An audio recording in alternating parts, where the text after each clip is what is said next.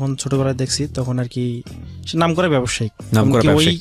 থানা প্রভারে সে প্রায় 28 বছর ধরে ব্যবসায়িক সমিতির মানে খুব বড় পদে ছিলেন আর কি। ও ওকে, আপনি পরিবারের বড় সন্তান? আমি মানে কি আমার আব্বারা মূলত, আমি দাদার ব্যাকগ্রাউন্ড থেকে আসি। জি। দাদা খুব নাম করা লোক, এখনো ওনাকে আমাদের এলাকার আশেপাশে কয়েকটা থানার নাম বললে আমার দাদার নাম বললে সকলে চিনে যাবে। আচ্ছা। আমার জ্যাঠাকে চিনে, আমার আব্বারা 3 ভাই। তো জ্যাঠাকে চিনে, আমার আব্বাকে চিনে। চাচা একটু খুব সরল সব, খুব লাজুক টাইপের, উনি একজন শিক্ষক, ওনাকেও সকলেই চিনে মোটামুটি। তো আমার জ্যাঠা আবার হচ্ছে এক্স আর্মি। ওকে, ঠিক আছে, সেই পাকিস্তানি সময়ের। ওকে। উনি তো, আর আমার আব্বাকে বললে তো সবাই চেনে, তো আর কি সেদিক থেকে আমরা আর কি প্রসিদ্ধ একটা পরিবারের সন্তান, মানে বলা যেতে পারে যে আপনারা মোটামুটি খুব পরিচিত পরিবারের সন্তান। জি। আচ্ছা, সম্ভ্রান্ত বলি, এলাকায় সম্ভ্রান্ত যেটাকে বলে। ওকে। তো আমার জ্যাঠার কোনো ছেলে নাই, 3টা ছেলে হওয়ার পর মারা গেছে। তো ওনার 3টা মেয়ে। আমার আব্বার এর আগে হচ্ছে একটা ছেলে মারা গেছে। তো যার ফলে পরবর্তী দেখা যায় কি 4টা মেয়ের পর আমি একটা। আচ্ছা। তো এর ফলে আর কি পরিবারে খুব আর কি সবাইকে আদরে রাখে। আপনারা মূলত 5 ভাই বোন? না, আমার জ্যাঠার হচ্ছে 4 বোন, মানে আমি একাই 1 ভাই 1 বোন। আপনারা 1 ভাই 1 বোন? জি। আচ্ছা, মানে কিন্তু সম্মিলিত ভাবে আপনারা কয় ভাই বোন? চাচা সবকিছু মিলিয়ে? চাচা এখন বর্তমানে 3 ভাই 4 বোন। ঠিক আছে, আপনারা নিজ পরিবারে আপনারা 1 ভাই 1 বোন, এবং আপনি বড় না ছোট? আমি ছোট। আপনার বোনটা বড়? আমার বোন বড়। ঠিক আছে, বলুন। বাবার কথা বলছিলেন, ছোটবেলায় একবার শৈশবের কথা বলছিলেন। ওনার আর কি ছোট থেকে আমি একটু ব্রিলিয়ান্ট ছিলাম, হয়তোবা মানে ছোট থেকে আমি ইংলিশ পেপার পড়তেও বেশি পছন্দ করতাম। ইংলিশ পত্রিকা? জি, আমার ছোট থেকে আর কি মানে শিক্ষাটা এইভাবে আসছে। তো আমি সবাই আর কি আমাকে শিক্ষার দিক থেকেই বেশি আর কি তুলে ধরছে। তো যার কারণে আর কি উপজেলা পরিষদের মধ্যে তো একটা খুব নাম করা কিন্ডারগার্টেন স্কুল ছিল। তা আমাকে প্রাইমারি স্কুলে না দিয়ে কিন্ডারগার্টেন স্কুলে দেয়। জি। তো দেখা যায় কি আমি প্রাইমারি স্কুলে ছিলাম ক্লাস 1-এ, সেখান থেকে নিয়ে যায় আমাকে ভর্তি করে দেয় নার্সারিতে। আচ্ছা। তো ম্যাথমেটিক্স আর ইংলিশে আমি সেই ছোট থেকেই খুব ভালো ছিলাম। তো যার কারণে আর কি আমার একটা বিশ্বাস আছে, আমি যদি পরীক্ষা দিই, মানে একটা আমাদের এলাকার ভাষায় কথা বলে যে সওয়াল চিনা বাপ আর মনে চিনা পাপ। তো সেরকম আর কি আমি কি পরীক্ষা দিচ্ছি সেটা কিন্তু রেজাল্টটা কিন্তু আমি বুঝতে পারবো। তা আমি যে ম্যাথমেটিক্স পরীক্ষা দিই, আমি 100-এর মধ্যে 100। ইংলিশে ম্যাথে খুব ভালো ছিলেন? জি, ম্যাথে খুব ভালো ছিলাম। আচ্ছা। ইংলিশেও খুব ভালো ছিলাম। ওকে। তো দেখা যাচ্ছে কি যে সেখানে আর কি কৃষি অফিসার বা ইউনোর ছেলে, মৎস্য অফিসার, এদের সন্তানরা পড়তো। আচ্ছা। আমি 100-এ মার্ক তোলার পরও আমার রোল থাকতো 7-8। কেন? এখন আমার তো বেতন তো কম, আমি তো যেটা বেতন আছে সেটাই তো দিই। আমি তো সাধারণত ওখানে কোথাও প্রাইভেট পড়ি না। হ্যাঁ। তো আর কি ওনারা আর কি ওখানে থাকে, এত বড় বড় কর্মকর্তা। আমি ঠিক জানি না, মানে আপনি সবার চেয়ে বেশি মার্কস পাওয়ার পরেও আপনার রোল থাকতো 7-8-এ? জি। আর ওরা 1 2 3 4 5 6 7 এরকম আর কি আমার রোল থাকতো 5 4। আপনি কখনো দেখেছেন যে আপনার সামনে যারা এগিয়ে আছে তারা আপনার চেয়ে কম পাচ্ছে কিনা, বেশি পাচ্ছে কিনা? স্যার, একসঙ্গে যদি থাকি ক্লাসের পড়া যারা ঠিক করতে পারে, তাদের হাতের লেখা সুন্দর না। ও, আপনার এই জায়গাটা থেকে একটা অনুমান করে আপনি বলছেন। ঠিক আছে। তারপরেও একটা যে সন্দেহ ছিল, হয়তো পরীক্ষাতে তারা ভালো পারছে, কিন্তু দেখা যাচ্ছে তাদেরকে আপনি মনে করছেন যে তাদেরকে একটু পার্সিয়ালিটি করা হতো, যে কারণে তাদের রোল নাম্বারগুলো এগিয়ে থাকতো। ওকে, হতে পারে। তো sir, I am not sure. হ্যাঁ। তো তারপরে আমি স্যার কোনো কিছু মনে করি নাই। তো ক্লাস 2-এ যখন বৃত্তি পরীক্ষা হয় কিন্তু কিন্ডারগার্টেন স্কুলে, আচ্ছা, ক্লাস 2 3 4 5, ক্লাস 2-এ যখন উঠলাম, যখন বৃত্তি দিলাম, তো দেখা গেল কি কেউ বৃত্তি পেল না, আমি 7 রোলের ছাত্র বৃত্তি পেয়ে বসে আছি। ওকে। 1 2 3 4 এগুলো বাদ। তো স্যার এই দিক থেকে একটা মানসিকভাবে খুব খারাপ লাগে যে আসলে ছোট তখন তো মন মানসিকতা তো আলাদা থাকে। হ্যাঁ, এই জিনিসগুলো করা উচিত না ছোটদের সঙ্গে। হ্যাঁ, ঠিক বলেছেন। আমি চিন্তা করি যে আমি এত কষ্ট করে লেখাপড়া করি, আমার 1 রোল হওয়ার কথা যেখানে, আমার সেখানে 4 5 6, যেখানে 2ও না। এটা মানসিকভাবে তখন একটা কিন্তু খারাপ লাগে। তারপর আর কি ওইভাবেই যে বৃত্তি পারলাম, এটাই এখন সবচেয়ে বড় কথা। এই অবস্থায় লেখাপড়া চালাচ্ছি। তো ক্লাস 5-এ আবার প্রাইমারি স্কুলে থেকে বৃত্তি দিলাম, ওখান থেকে ট্যালেন্ট পুলে বৃত্তি আসলো। ওকে। তারপরে একটা আবার উপজেলা শহরে আর কি, যেটা আর কি আমাদের প্রতিটা উপজেলাতে আর কি পাইলট স্কুল থাকে, যেটা আর কি, জি, সেখানে ভর্তি হইলাম। হওয়ার পর ওখান থেকে রেজাল্ট মোটামুটি ভাবে ক্লাস 8-এও আর কি ভালো রেজাল্ট হলো, ট্যালেন্ট পুলে বৃত্তি আসলো। আমাদের সময় তো আবার এই যে জেএসসি ছিল না, তো আর কি ওই সময় তো ট্যালেন্ট পুলে বৃত্তি ছিল, বৃত্তি পাইছি। তো তখন আবার খেলার অভ্যাস খুব ভালো ছিল, ক্রিকেটে খুব ভালো। এখনো একটা বিশ্বাস আছে যে এখনো যদি আমি বল করি অনেকের আর কি সমস্যা হতে পারে, স্থানীয় পর্যায়ে আর কি, থানা পর্যায়ে বা জেলা পর্যায়ে। খুব ভালো ছিলেন ক্রিকেটে? জি, ক্রিকেটে খুব ভালো ছিলাম। ক্রিকেট, ব্যাডমিন্টন, এদের তো খুব ভালো ছিলাম। খেলা, লেখাপড়া।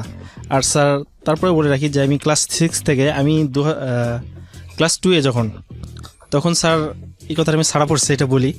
ক্লাস 2 এ তখন আর কি মেবি 2001 সাল বা 2 সাল এরকম হবে। তো আমাদের উপজেলাতে যে স্কুলে ঢুকতেই একটা প্রথম কম্পিউটার দোকান কিন্তু ছিল ওখানে। আচ্ছা। তো আমি যাই ওটা দেখতাম আর কি, গ্লাস দিয়ে ঝুঁকি মারে দেখতাম। ওই সময় তো কম্পিউটার মানে তো বিশাল কিছু, জি, একটু দরজা খোলা থাকলে একটু যদি মাথাটা ঢুকাইতাম। তো আমার বাপের সুবাদে আর কি, আমার আব্বা যেহেতু বলে ব্যবসায়িক সমিতির একটা সভাপতি বা যেহেতু বড় কোনো পদে ছিলেন, তো উনি আর কি বলছে যে আমার ছেলেটা যায় ওকে একটু দেখায় কম্পিউটারে কি কি একটু চালাচালি করে লাগে। তো দেখা গেছে কি যে ওই সময় আমরা যদি কম্পিউটারে ঢুকতে যেতাম, এই এটা নিয়ে আসা হবে না, ওইটা নিয়ে আসা হবে না, বেল্ট আছে নাকি, লোহার কিছু আছে নাকি, বা এই জাতীয় কিছু আছে নাকি, ভাইরাস ঢুকবে, একটা আতঙ্কের মধ্যে পড়তে হবে। ঠিক আছে, মানে কম্পিউটার রুমটা আসলে একটা অনেক কিছু, মানে ভাইরাস ঢুকবে, ভাইরাসটা খুব বড় ক্ষতিকর, কম্পিউটার মানে ব্লাস্ট হবে বা এই জাতীয় কিছু আর কি। তো আর কি আমি এক সময় আর কি ওখানে দেখতে দেখতেই হঠাৎ করে একদিন কি করছি, মাউস তখন কিন্তু ওই সময় কিন্তু প্রথম মাউস কিন্তু ঢোকে, আগে তো ডক মুডে কমন প্রম্পটে কাজ করা লাগতো, ফ্লপি ডিস্ক ছিল অনেক। জি। তো ফ্লপি ডিস্কের প্যাকেটটা বুঝে নাই তো, আর তারপর দেখি যে মাউস আসছে, নতুন মাউস কিনে আসছে। মাউস তো ওই সময় তো পিছনে বল দিয়েছিল অনেক ভারী। জি। মাউসটা আমি যখন নাড়া দিছি তো আমাকে একটা মানে ওই ক্লাস 2 এ থাকা অবস্থায় থাপ্পড় মারছিল। দোকানের মালিক বলছে যে সে আসবে দেখবে, কোনো সমস্যা নেই, কিন্তু দোকানে আরেকটা কর্মচারী ছিল। আমি অতটুকু ছোটো বাচ্চা, আমার মানে জন্মের পর থেকে আমার বাপ মা কোনোদিন গায়ে হাত তোলে নেই, আর ক্লাস 2 এ থাকতে ওই অবস্থায় গায়ে হাত তোলে। তখন একটা জেদ ভাসছে যে কম্পিউটার ভিতরে কি আছে সেটা আমি দেখবো। তো তারপরে বাড়ির জায়গা কান্নাকাটি, আমি আর যাবো না, আমাকে এরকম কম্পিউটার চালা শিখতে হবে, গ্রামে তো কারেন্ট নেই। তো ওই সময় আর কি ওখানে কম্পিউটার চালার ব্যবস্থা করে দিল। প্রথম আমার জীবনে হাত দিয়ে তখন ওই হারকিউলিস গেম খেলতাম। আচ্ছা। তো এই স্কুল লেখাপড়া এই অবস্থায় আর কি চলতেছে, যখন আবার ক্লাস 5 পাস করে যখন 6 এ ভর্তি হলাম, তো ওই সময়ের মধ্যে এতদিনের মধ্যে এমন একটা হয়ে গেছে যে অফিস প্রোগ্রাম আর ফুল, ক্লাস 5 হতে হতে আমার অফিস প্রোগ্রাম ফুল কমপ্লিট। এমনকি এই যে আগে আমরা কাজ করতাম, এডিটিংয়ের কাজ করতাম, বিয়ের কাজগুলো সেগুলো পর্যন্ত করতাম। আচ্ছা। তো ক্লাস 6 এ আমি দেখা যায় যে ট্রেনার কম্পিউটার একজন, ওটার সাথে একটা ভালো প্রতিষ্ঠান হলো বিসি, বাংলাদেশ কম্পিউটার এডুকেশন, সেরকম একটা প্রতিষ্ঠানের আমি একজন ট্রেনার, মানে সিনিয়র ট্রেনার। দেখাচ্ছে কি যে আমার স্কুলের যে মানে ম্যাডাম কম্পিউটার টিচার যিনি, ওনাকে আমি ট্রেনিং দেওয়াই, আবার ওনার স্কুলে আমি আবার ছাত্র। আচ্ছা। বা আমার হেড স্যারকে আমি ট্রেনিং দেওয়াই। আচ্ছা। আর আমি আবার ওনার আবার স্কুলে ছাত্র। হ্যাঁ, সেটা হতেই পারে, কারণ উনি হয়তো ওই বিষয়টা জানেন না, সেটা আপনার কাছ থেকে শিখছেন। বুঝতে পেরেছি। হ্যাঁ, আমি সেই অবস্থায় আর কি ছিলাম। তো কম্পিউটার ওই অবস্থায় কাজ চালা শিখতেছি, এই লেখাপড়া। সকালবেলা দেখাচ্ছে যে আসলাম, প্রাইভেট তো কখনো পড়ি নাই, নিজে যেটা পড়ছি সেটাই। তো সকালবেলা আসতাম স্কুলে, ট্রেনিং সেন্টারে যেতাম, ট্রেনিং করাতাম 2টা ব্যাচ, 10টা ব্যাচ স্কুল থেকে আবার ট্রেনিং সেন্টারে ট্রেনিং করাতাম। মানে নিজের একটা পর খরচের টাকাটা খুব সুন্দর মতো আমি চলতে পারতাম। ওকে। কোনো বাড়ি থেকে হেল্প নেওয়ার পরে নেই, বাড়িতে যা আছে এখনও যা আছে সেটাও কিন্তু না। তারপরে আমি আর কি এই অবস্থায় চলাফেরা করছি। তো দেখা গেছে কি স্যার যে ক্লাস 9 যখন উঠছি, 9 পরীক্ষা দিব আর কি, 9 স্যার মাঝখানে মিড টার্ম পরীক্ষা দিচ্ছি। তো এই সময় স্যার আমাদের জমি নিয়ে স্যার একটা গন্ডগোল বাঁধে। জি। জমি নিয়ে আমাদের ভাগী শরিকের মধ্যে গন্ডগোল, কিন্তু এখানে তৃতীয় পক্ষ ঢুকলো। আচ্ছা। দালাল হিসাবে। আচ্ছা। তারা আর কি করলো কি যে আমাদের জমিতে গাছ লাগাচ্ছিল, আমরা আর কি ওই জমিতে আর কি মাটি কাটছি, ওখানে আর কি বাড়ি করবো। এখন আমাদের বাড়ি মাটির, ওখানে আমরা ইটের বাড়ি করবো বা যেতে আর কি বিল্ডিং করবো আর কি, এরকম একটা প্ল্যান পরিকল্পনা। মাটিটা কাটা হয়েছে, গাছ লাগানো হয়েছে, গাছগুলো অনেক বড় হয়েছে। তৃতীয় পক্ষ আসে গাছ কাটা শুরু করছে। তো সেখানে করলো কি আমার আব্বা চলে গেল, যাই তাদেরকে নিষেধ করলো, নিষেধ করতে যায় আমার আব্বাকে মারছে। আমি কিন্তু ছোটো থেকে কারোর সঙ্গে স্যার মারামারি করি নাই। তো যখন দেখি যে আমার আব্বারে মারে পুরা মানে সেরকম অবস্থা করছে, পরে করছি কি মানে আমার প্রচুর রাগ উঠছে। ছোট থেকে তো আমি দেখতে শুনতে লম্বা, আর এখনো যেরকম স্বাস্থ্য তখন তো একটু ছিলাম সেরকম। তো যাই, আর খেলাধুলার শরীর তো স্যার একটু অন্যরকম, আর ওই সময় মাথা রক্ত তো আলাদা ছিল। তো যাই স্যার ওই বড় বড় 3 জন ছিল স্যার, তাদেরকে মানে আর কি প্রচুর ভয় মারি। ওকে। মানে একজনের পায়ের রক কাটে দিছি, পায়ের রকটা সঠিকভাবে কাটা যায় নাই, কিন্তু সঠিকভাবে কি ছিল আপনার হাতে? ওরা যেটা মারতে আসছে, ওই সামুরাই থাকে যে বড়, সামুরাই দিয়ে মারতে আসছে। তো ওদের সামুরাই দিয়ে কাড়ে নিয়ে ওদের কাছ থেকে ছিনে নিয়ে আমি একজন মানে যে মারতেছে আমার আব্বা, মানে এই যদি একটা লাঠিতে ডাংটা মারে তাহলে আব্বা কিন্তু মারা যায় নিশ্চিত। ওকে। তো লাঠিটা ওই সামুরাইটা নিয়ে আর কি ওর পায়ের রক কাটবো বলে একবারে মারে দিছি পায়ে, কিন্তু পায়ে না লাগে, ওর পাটা আবার স্লিপ করছে, এখানে যায় লাগছে। ওকে। উপরের অংশে লাগছে। তো লাগার পরে তো পাতে তো রক্ত বের হয়েছে। এই যে একটা শত্রুতা স্যার সৃষ্টি হলো। আপনার কোন ক্লাসে তখন আপনি? আমি ক্লাস 9-এ। ও তখন ক্লাস 9। আচ্ছা, মোটামুটি পরিণত বয়স। হ্যাঁ জি স্যার। ওকে। তারপর তো এই যে একটা শত্রুতা হলো। আমার আব্বা আর কি এমন একটা লোক, আমার আব্বাকে এখনো যদি কেউ বলে যে এই শালা কোথায় রে তুই, মানে যে কোনো খারাপ ভাড়া বলে আলুক, আমার আব্বা তাকে গলা ধরে বলবে তোমার কি হয়েছে, তুমি আমার সাথে রাগ করতেছো কেন, চলো তাকে চা খেতে খেতে শুনি। মানে এত ভালো, এত বিনয়, এখনো সেটা এখনো পুরো এলাকার লোক এখনো সম্মান করে। ওকে, আমার আব্বাকে দেখলে এখন মানে যারা খুব নির্বাচনের দিক দিয়ে বা রাজনীতিক বড় বড় নেতা আছে তারাও মোটরসাইকেল হলে মোটরসাইকেল থেকে নামে তারা সালাম দেয়। আমার জ্যাঠার কাছ থেকে এখনো মানে এরকম আর কি সম্মান দিয়ে এখনো তারা চলে। তার আব্বাকে ওই অবস্থা মারা দেখে আর কি এই অবস্থায়। তো তারা করলো কি এখন বিভিন্ন দামে প্রথমে একটা মামলা দিল আমার সহকারে, যে রাস্তায় তাদের কাছ থেকে আর কি ডাকাতি করছি, ডাকাতির একটা মামলা দিল। তো যাই হোক ফার্স্ট মামলা এটা কোর্টে গেলাম, যাই যখন বুঝতে পারলো যেটা আসলে সম্পূর্ণ ভিত্তিহীন, ওটার সঙ্গে সঙ্গে ওখান থেকে শেষ। পুলিশ অ্যারেস্ট করেনি? না, পুলিশ অ্যারেস্ট করেনি, কোর্টে গিয়ে ফেস করতে হয়েছে। মামলাটা কি কোর্টে হয়েছিল? কোর্টে হয়েছে, থানাতে তো নিচ্ছে না, থানা নিয়ে কোর্টে করেছে। ওনাদেরকে তো আমরা চিনি যে ওনারা আসলে কেমন পরিবার বা কি রকম, কোর্ট থেকে মামলা করেছে। হ্যাঁ, কোর্ট থেকে মামলা করছে। তো প্রথম গেল এটা যখন হলো না, তখন আবার দ্বিতীয় মামলা দিল যে বাসা ডাকাতি, বলতেছে যে আমাদের ঘর থেকে 5 ভরি সোনা হারাইছে বা এই যেত কিছু। এখন কোর্ট থেকে বলে আপনাদের ঘরে 5 ভরি সোনা আপনাদের আছেটা কি? যাই হোক ওই মামলা চলে গেল, টিকলো না। তো তৃতীয় মামলা করলো, সেটা হচ্ছে নারী নির্যাতন, ধর্ষণের মামলা করলো। তো স্যার আমার কথা বলি যে আমি ক্লাস 9-এ যখন লেখাপড়া, ক্রিকেটে এত ভালো, বোলিংয়ে ভালো, ফিল্ডিং করতেছি আর কি, মানে রাস্তা মাঠের সঙ্গে রাস্তাতে একটা মেয়ে যাওয়ার সময় আর কি প্রথম আমাকে লাভ লেটার দেয়। তো আমি সেই লাভ লেটার নিয়ে আসে, আমি প্রেম প্রীতি ভালোবাসা এগুলো কিছু বুঝি নাই তখন, নিয়ে এসে সকলকে ডাকে নিয়ে আমি ওই সিটিটা ওখানে পড়ে শুনাই। তো এই মেয়ে ক্লাস 9-এর ঘটনা। ওকে। তো তারা আর কি মেয়েটা আমাকে পরামর্শ থাপ্পড় মার কথা তোমাকে আমি দিছি, আমার মানে আগে তো, এখন তো অ্যাক্সিডেন্টের পর তো এরকম ফেসেছি, তো আগে তো আর ভালো ছিল, বাট আগে কোনো টেনশন ছিল না। তো আর কি আমি আর কি তাদেরকে কোনো করি না আর কি, এগুলো কিছু বুঝতাম না যে আমি আসলে নারী বিষয় বা মেয়ে বিষয়ে আমি কোনো ফাংশন এগুলোর সঙ্গে জড়িত ছিলাম না। আমাকে প্রথম একটা মামলা দিল, আমাকে করলো 1 নম্বর আসামি আমার মানে আব্বার চাচাতো ভাই, ঠিক আছে, তার ছেলে, তাদের কি করলো। তো এরকম আর কি মামলার মধ্যে ঢুকালো আর কি। তো তখন তো আর কি নারী নির্যাতনের যেহেতু মামলা, এখন কি আর করবে, এখন এই যে আমাকে স্কুল থেকে মানে স্কুল বাদ দিয়ে এখন পালে থাকতে হলো। ওকে, ওই সময় একটা আতঙ্ক চলে আসছে, যে কোনো সময় অ্যারেস্ট করতে ফেলে। ওকে মানিক, আমি এখান থেকে ফিরবো, ছোট একটা বিরতি নিয়ে নিচ্ছি।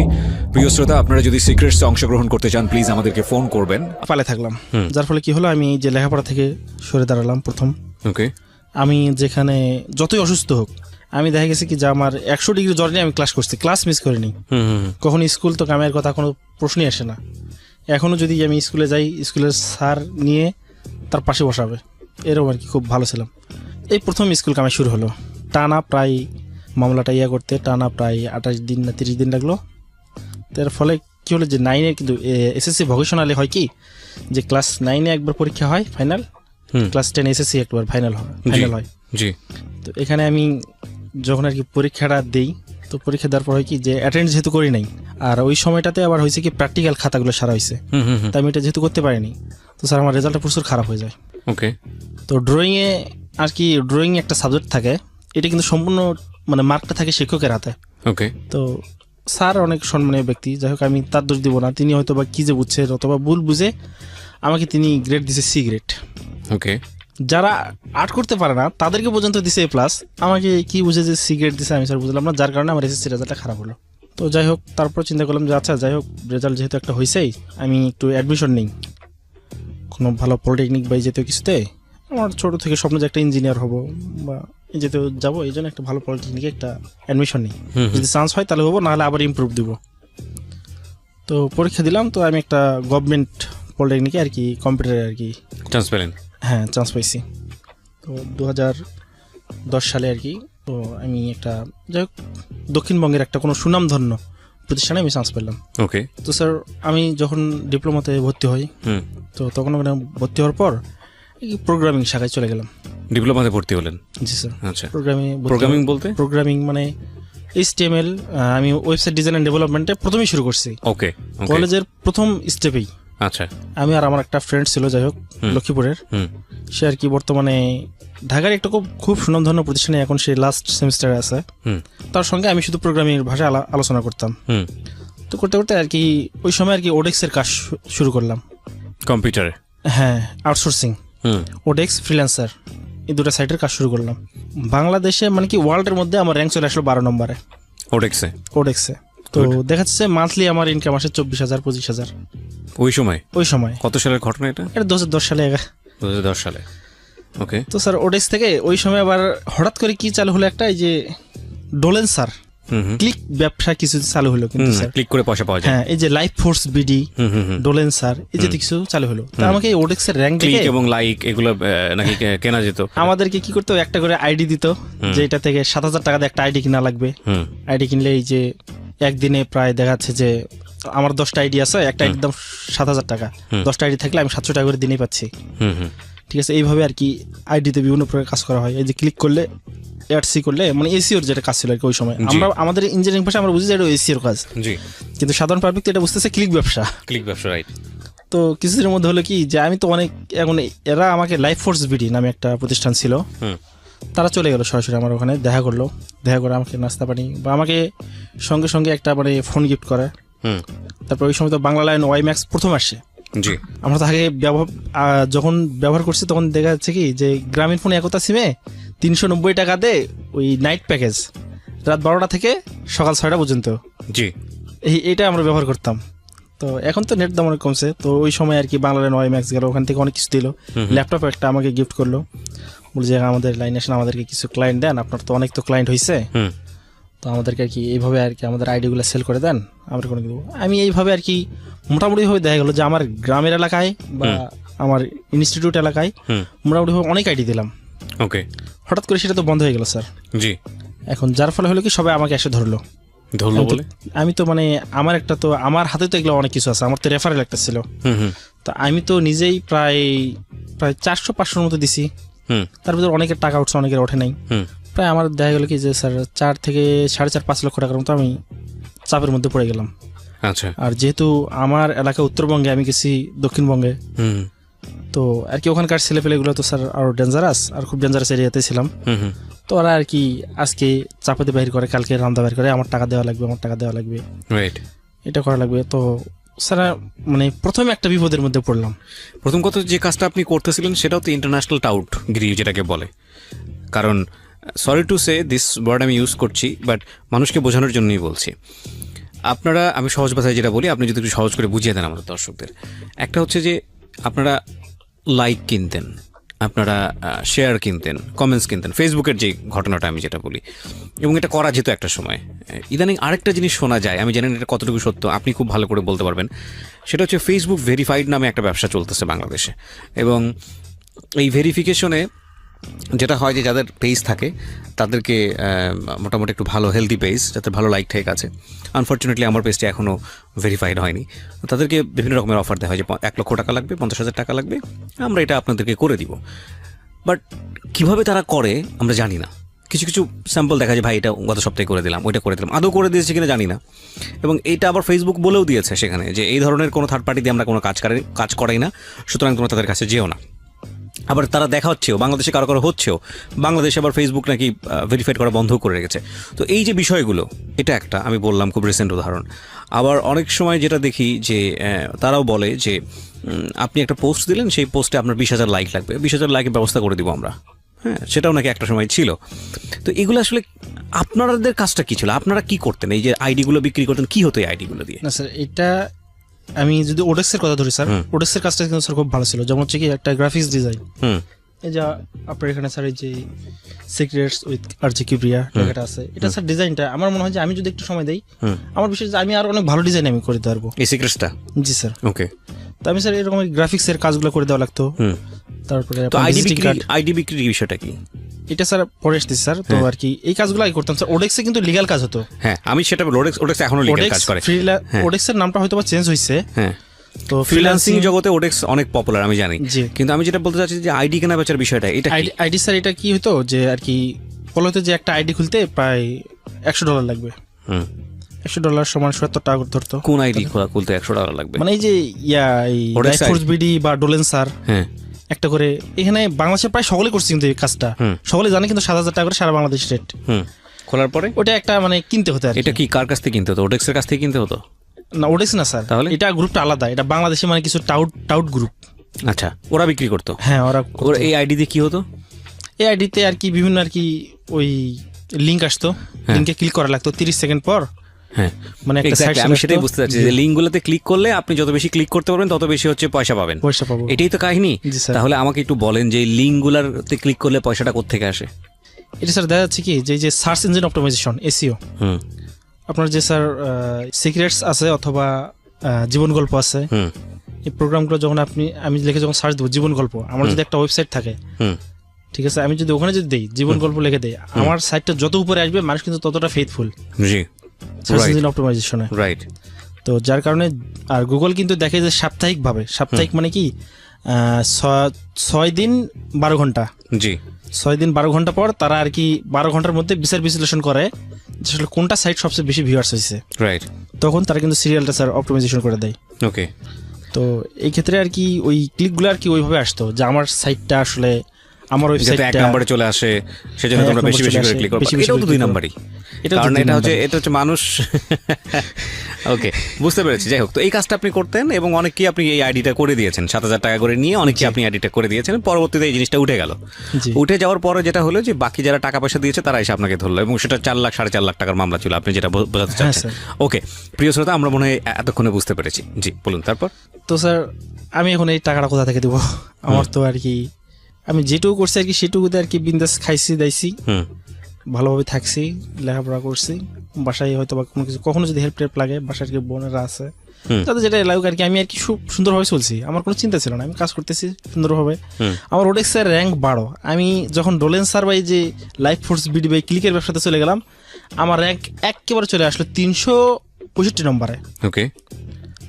তো ফেসবুক ওই সময় আমাকে নিয়ে লেখালেখি হয়েছে, ঠিক আছে, আমার আইডিটার নাম হাইড করছি যে অমুক বাংলাদেশের হয়ে সে 12 নম্বর স্থানে উঠছে। ওকে। তো আর কি এই ক্ষেত্রে আর কি যখন আমি চিন্তা করলাম যে আসলে এই টাকাগুলো আমি দিব কিভাবে, আমি ওডেক্সে প্রায় 3 মাসে আমি এত সুন্দর একটা র্যাঙ্ক নিয়ে আসলাম।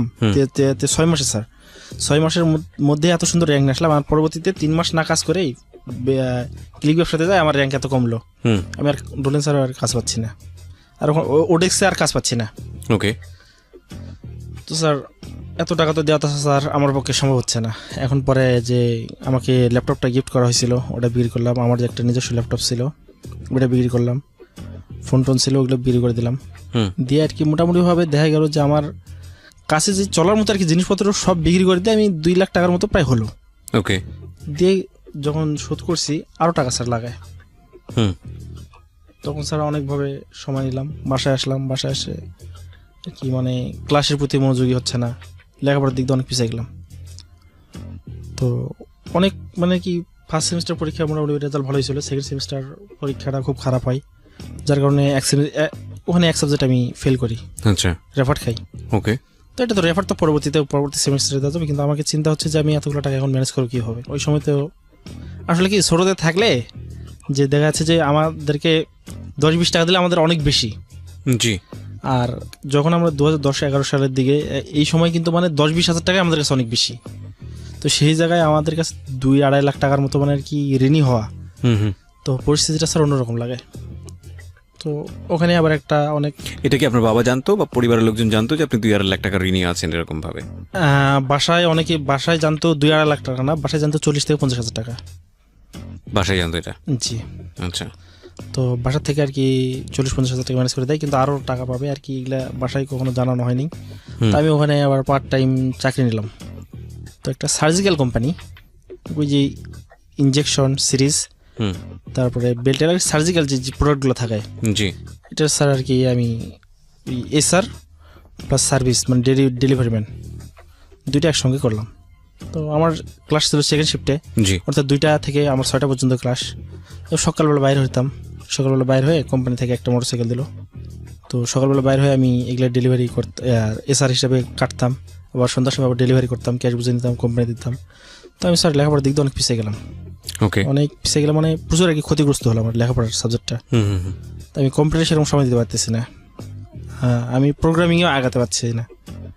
তো যার ফলে স্যার এইভাবে যখন আমি কোনো রকমে প্রায় অনেক কষ্ট করে এটা আর কি কভার করলাম। আচ্ছা। কভার করার পর স্যার ওই একটা স্যার টাউট আছে, মানে আমার কাছ থেকে ওই স্টাম্প নেওয়া হয়নি। টাউট বলতে মানে ওই যে টাকা পাবে, আমি এখন ধরছি স্থানীয় ছেলে, তুই টাকা দিবি কিনা, তুই টাকাটা দে, এই যে না হলে স্ট্যাম্পে সাইন করতে কবে দিবি। এটা আপনাকে বলতেছে? জি, এখন ফাঁকা স্ট্যাম্পের উপর আমার কাছ থেকে কলেজের আইডি কার্ড সব কিছু নিয়ে ফাঁকা স্ট্যাম্পের উপর স্বাক্ষর করে নিছে, জোর জবরদস্তি করে, মানে সাদা স্ট্যাম্পের উপরে। জি।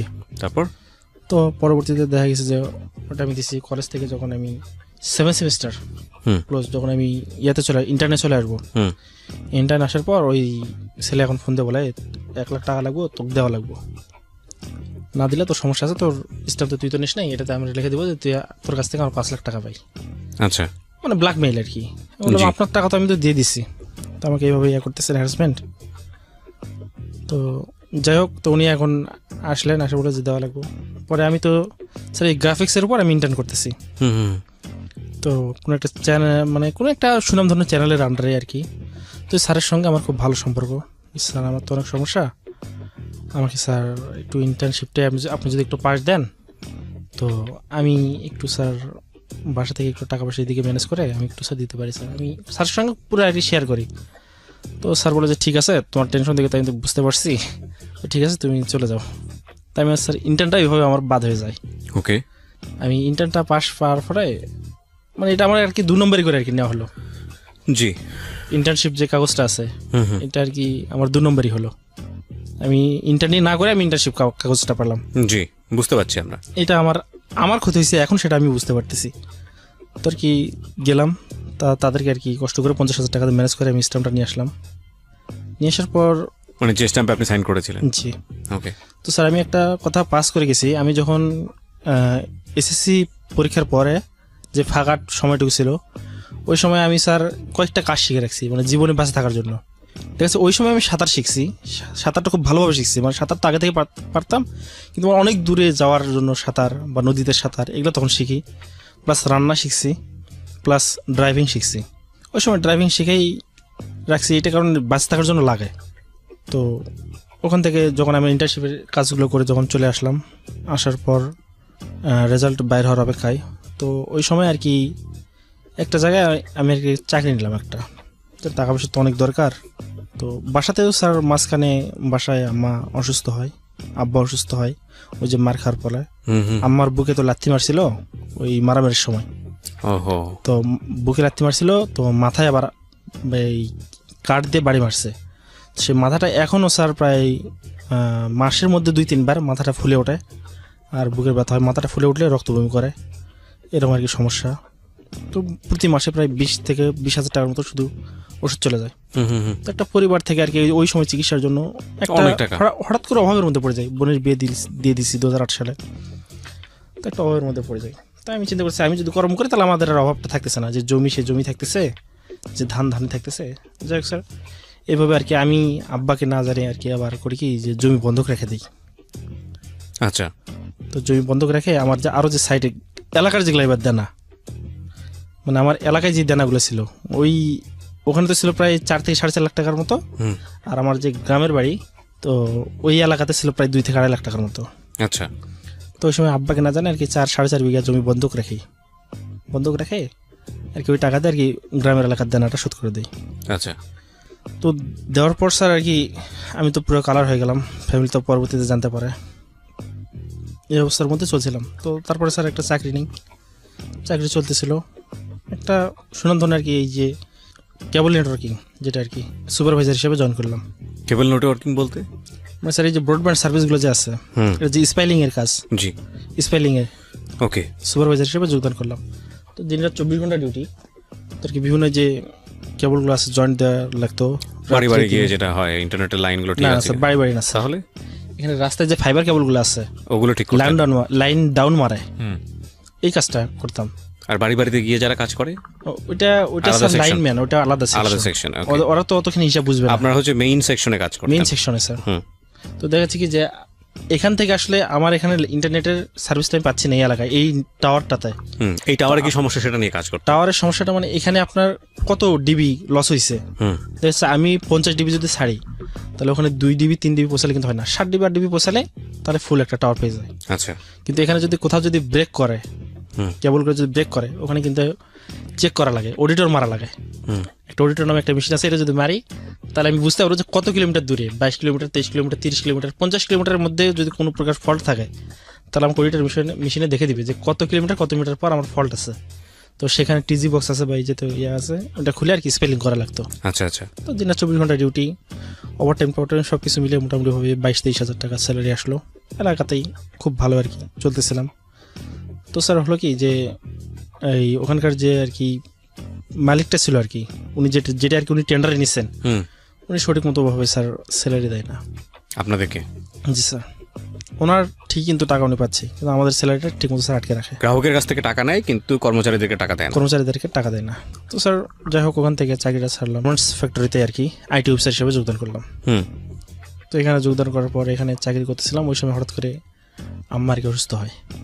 আচ্ছা। তো ওনাকে আর কি এখান থেকে ছুটি যাচ্ছি, কিন্তু আমাকে ছুটি দেওয়া হচ্ছে না। আমার তো বাড়িতে আমার কোনো ভাই নেই, তো দিনে তো প্রায় বোনগুলো তো বিয়ে হয়েছে, আমার তো বাড়িতে কোনো ভাই নেই বা আমাদের ফ্যামিলিকে দেখার মতো তো সেরকম তো লোক নেই। দায়িত্ব আমার ওই যে আব্বা এরকম সরসর মানুষ, আমাকে সব কিছু করতে হয়। আর তো গেলাম আর কি চিকিৎসার জন্য, তো আর কি এখান থেকে আমাকে চাকরি থেকে বাদ দিয়ে দিল। এটা স্বাভাবিক স্যার, মেনে নিলাম। তো যাই ওই সময় কী করবো এই সময় আর কি হঠাৎ করে ড্রাইভিং, গাড়ি লেখাপড়া কি তখন একদম ফুললি অফ স্যার? কমপ্লিট তো, কোর্স তো কমপ্লিট। মানে সেটাই বলছিলাম, ডিপ্লোমার পর আর কোনো কিছু করা যায় না স্যার। আচ্ছা আচ্ছা। অত কিন্তু পয়সা মানে কি, আমি তো অনেক তো মানে মানসিক টেনশনের মধ্যে লেখাপড়াটা একবার শেষ। রাইট। আর ওই যে টেনশনের সময় স্যার, তখন স্যার আর কি স্মোকিং শুরু করে দেই। তো রাত জায়গার একটা অভ্যাস ছিল মোটামুটি হবে। তারপরে আমি এলাকাতে যাই, ড্রাইভিং আবার শুরু করলাম। চাকরি তো বসে থাকলে তো আমার দিন যাবে না, আমি তো সৎপথে কিছু কর্ম করে খাওয়া লাগবে। তো ড্রাইভিং শুরু করলাম। তো ড্রাইভিংয়ে দেখা যাচ্ছে কি যে এটা আসলে রেন্টে কারের ব্যবসা। তো আমাদের ওখান থেকে আর কি যে ভাড়াগুলো আসে, এই যে ঢাকায় আসে বা চট্টগ্রাম কক্সবাজার যাই, এত long trip, 800 kilometre 600 kilometre 700 kilometre, আমাদের লং ট্রিপের ভাড়াগুলো, স্বাস্থ্য বডি সব কিছু ভালো, ইয়ং এনার্জেটিক, আর গাড়িতে খুব ভালো চালা ড্রাইভিং করতে পারি, বিধায় আমাকে লং ট্রিপগুলো দেয়। তো এই ট্রিপগুলোতে দেওয়া হয় কি যে দেখা যাচ্ছে অনেক সময় ঘুম ধরে, আমি বলি যে আমি পারবো না, ঢাকাতে গেলে শুধু ভোরবেলা, আমার সকালবেলা ঘুম ধরে। তো তারা আমাকে প্রথম মানে ইয়াবা খাওয়া শিখায়, ঠিক আছে? ঘুম আসবে না।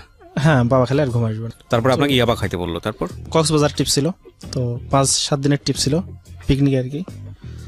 তো বলছে যে ইয়া করো, তাহলে সমস্যা নেই। আর আমি কি ওই যে ইঞ্জিনিয়ার হওয়ার কারণে আর কি গুগল ম্যাপ তো সে আগে থেকে জানতাম। আমি যে এখানে আসছি স্যার গুগল ম্যাপের সাহায্যে আসছি। এখানে আসছেন? হ্যাঁ, গুগল ম্যাপ করে এখনো সব জায়গায় গুগল ম্যাপ করে ওয়াশরুমেও যাওয়া যাচ্ছে। এটা তো ইজি তো, কোথায় গুগল খুঁজে এখন সকলে আর কি বোঝে, আর রাস্তাঘাট তো আর কোনো ব্যাপার না, তো যার কারণে এখন এমন একটা অবস্থা হয়েছে যে মানে সরি টু সে, কাউকে যদি কোনো কিছু জিজ্ঞেস করা হয় বলে যে আমি জানি না তো কি হয়েছে, গুগল জানে, আস্ক গুগল, গুগল সব কিছু জানে। হাতের ঘড়ি হারিয়ে গেলেও মানুষজন সার্চ দেয় গুগলে, যেমন ঘড়ি কোথায়। সো এটাই আসলে ব্যাপার না। অফকোর্স গুগল সেই সুবিধা দিচ্ছে, আরও নতুন নতুন টেকনোলজি আসতেছে, যেখানে হয়তো মানুষ পরিপূর্ণরূপেই এই মানে টেকনোলজির উপর নির্ভর হয়ে যাবে, শুধু ঘুমানো আর ঘুম থেকে ওঠা, এরপর আর মানুষের কোনো কাজ থাকবে না। এরকম একটা পৃথিবীর দিকে আমরা এগোচ্ছি। হ্যাঁ জি স্যার। তো এটা আর কি করি, তো করার পরে আর কি ড্রাইভিং পেশা থেকে আর কি মানে এটা খুব অল্প সময়ের মধ্যে, কিন্তু এটা 2-1 মাস পর 3 মাস পর আর কি চাকরি ব্যবসা এটা চেঞ্জ হচ্ছে। যাই হোক 1 বছরের মধ্যে আমি করলাম যে আমার ধানের ব্যবসাটা আর কি চালু করলাম। ধানের ব্যবসা? জি। তো স্যার ধানের ব্যবসা করতেছি মোটামুটি হবে, এই লস লাভ আর কি। আমরা যে টাকা দিয়ে জুয়া খেলি, তাস খেলি, 3 তাস খেলা যে কথা, ধানের ব্যবসা করা সেই কথা। কিরকম? কাঁচা ধান। কিরকম? ধানটা স্যার 5 দিন রাখলে আপনার নষ্ট হয়ে যেতে পারে। রাইট। 3 লাখ টাকার ধান নিমিষের মধ্যে আমার 0 টাকা হয়ে যেতে পারে। রাইট। ধানের ব্যবসা করা আর জুয়া খেলা কিন্তু সমান কথা। কাঁচা ধান তো এই মানে আপনি কি কাঁচা ধানের ব্যবসা করতেন? কাঁচা ধান তার শুকনা ধান দুইটা আর কি, ইরি সিজনে তো কাঁচা ধানটাই তো মূলত চলে। আচ্ছা। তো একটু যদি রাস্তায় যদি একটু সমস্যা হয় তো শুকনা ধানের ব্যবসা করি। তো যাই হোক রিস্ক নিলাম, নিয়ে ব্যবসা শুরু করলাম। কাঁচা ধান তুলে নিয়ে এসে তো শুকাতে হয়, না শুকালে যদি বৃষ্টি হয় ওটাতে দিলেই স্যার ওটা চলে যায়, ওটাতে চাতাল মালিকের ওটা দায়িত্ব। চাতাল মালিক সারাদিনে 2 গাড়ি ধান হলো, আমি সন্ধ্যার সময় ওটা লোড দিয়ে পাঠিয়ে দিলাম। চাতাল মালিক যদি আপনাকে ঠিক, আপনার যদি মানে এমন হয় যে আপনি পারফেক্ট পয়সা পাচ্ছেন না, সেক্ষেত্রে কি করবেন? না স্যার, এটা ওই 7 লাখ 8 লাখ করে বাকি পড়ে যায়, এটা আমার বাকি পড়ে থাকে কাস্টমারের কাছ থেকে। বাকি পড়ে যায় ব্যবসায়? হ্যাঁ, এটা বাকি মানে আমাদেরকে বলা হয় ব্যাপারী এই লেভেলের। ও আচ্ছা আচ্ছা, মানে আপনার বিভিন্ন জায়গা থেকে খুচরা জায়গা থেকে কালেক্ট করতেন? খুচরা জায়গা থেকে আর কি ধান আমাদেরকে গোডাউনে দিয়ে যেত, আর আমাদের গোডাউন থেকে ট্রাকে করে অটো রাইস মিলে অথবা চাতালে চলে যায়। আচ্ছা, তো আপনাদেরই তো লাভ বেশি। জি স্যার, মাঝখানদারি কমিশন খাচ্ছি আর কি। মাঝখানদারে এটা হচ্ছে মিডিয়াকার ম্যান যেটাকে বলা হয়, সব জায়গাতেই আছে, সব ব্যবসাতেই আছে। ধানের যদি লস হয় তাহলে কিন্তু, ধান যদি সমস্যা হয় তাহলে কিন্তু সমস্যা আছে। আচ্ছা, ধান সমস্যা হবে কেন? আপনারা কেনার সময় দেখে কিনবেন? কিনতেছি স্যার, কিন্তু কাঁচা ধান তো স্যার, যেমন 29 নামে একটা ধান আছে, আমরা কিন্তু 29-এর চাল কিন্তু এখানে খুব খাই। তো এটা যদি স্যার 2 দিন যদি আপনি ঘরের মধ্যে রাখেন, গরম হয়ে ওখানে সিদ্ধ হয়ে ফুটে ধানটা নষ্ট হয়ে যাবে 2 দিন। মানে 24 ঘন্টা 36 ঘন্টা এরকম হলে আপনি শেষ। তাহলে ওটা কি করতে হবে? আগে থেকে সিদ্ধ করে ফেলতে? ধানটা যেদিনই আসে সেদিনই লোড মানে হচ্ছে সিদ্ধ করে ফেলতে হয় নাকি? না স্যার, আপনার ধানটা আজকে আমি কিনছি, হ্যাঁ, আজকে কাটাই মাড়াই করে কৃষক আমাকে দিয়ে গেছে, হ্যাঁ, ওটা দিনের মধ্যেই পাঠিয়ে দেওয়া লাগে, দিনের মধ্যে ওটা অটো রাইস মিলের মধ্যে ঢুকে যায়। অটো রাইসে তো আলটিমেটলি গিয়ে সিদ্ধই হয়, সিদ্ধ হওয়ার পরে তো তারপরে গিয়ে ওরা শুকায়, তারপরে তো জিনিসটা যেটা করে অটো রাইস মিলে তো অটোমেটিক হয়ে চালতে হয়ে যাচ্ছে। মানে অভিজ্ঞতা ছাড়া কোনো ব্যবসায় করাই উচিত না আসলে, আপনার কথা শুনে যেটা মনে হচ্ছে। হ্যাঁ, তো বুঝলাম আসলে 3 তাসের খেলা কেন বলছেন। হ্যাঁ, তারপরে স্যার ব্যবসা করতেছিলাম, ব্যবসা তো মোটামুটি লাভ ছিল। যাই হোক, এই ব্যবসা করতেছি প্লাস পাশাপাশি কি হচ্ছে যে ব্যবসা সিজন তো স্যার 30 দিন 35 দিন 40 দিন। ওই সময় কি ইয়াবাও খাচ্ছেন? না স্যার, ওই সময় ইয়াবাটা না, শুধু গাড়িতে উঠলে খাই। মানে ড্রাইভিং করতে গেলে ইয়াবা খান? ড্রাইভিং করতে গেলে মানে লং ট্রিপে, স্থানীয়ভাবে এলাকাতে থাকলেও না। ওকে। মাদক মানে কি এমনিতে, তাছাড়া বিভিন্ন আর কি পার্টি ফাংশন টাংশন এগুলো তো আমাদের ওইদিকে তো মাদকের দাম তো প্রচুর কম, বর্ডার এলাকায় বাসা তো। কি ধরনের মাদক নেয় সবাই? আমাদের ওখানে বর্ডারের লোকেরা বলে কি যে মদ খাও রাজা হও। আচ্ছা। আসলে আমাদের বর্ডার এলাকার লোকেরা কখনো গাঁজা খায় না বা ফেন্সি ডিল এগুলো খায় না, মদ খায়। Officer choice, McDowell, number 1, orange, সব ইন্ডিয়ান। তো এগুলো আর কি চলে। তো ওই যে ওটাতে একটা নিশা হালকা প্রতিদিন একটু, বাসায় কিন্তু স্যার জানতো না।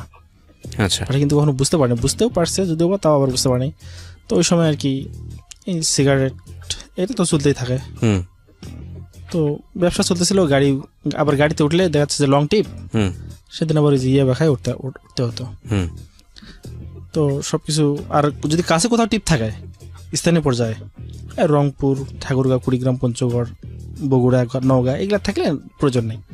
আমাকে 10 ঘন্টা 12 ঘন্টা 14 ঘন্টা ড্রাইভ করা লাগবে, ওই ক্ষেত্রে হয়তো বা শুধু ইয়াবা খাইতাম। আচ্ছা।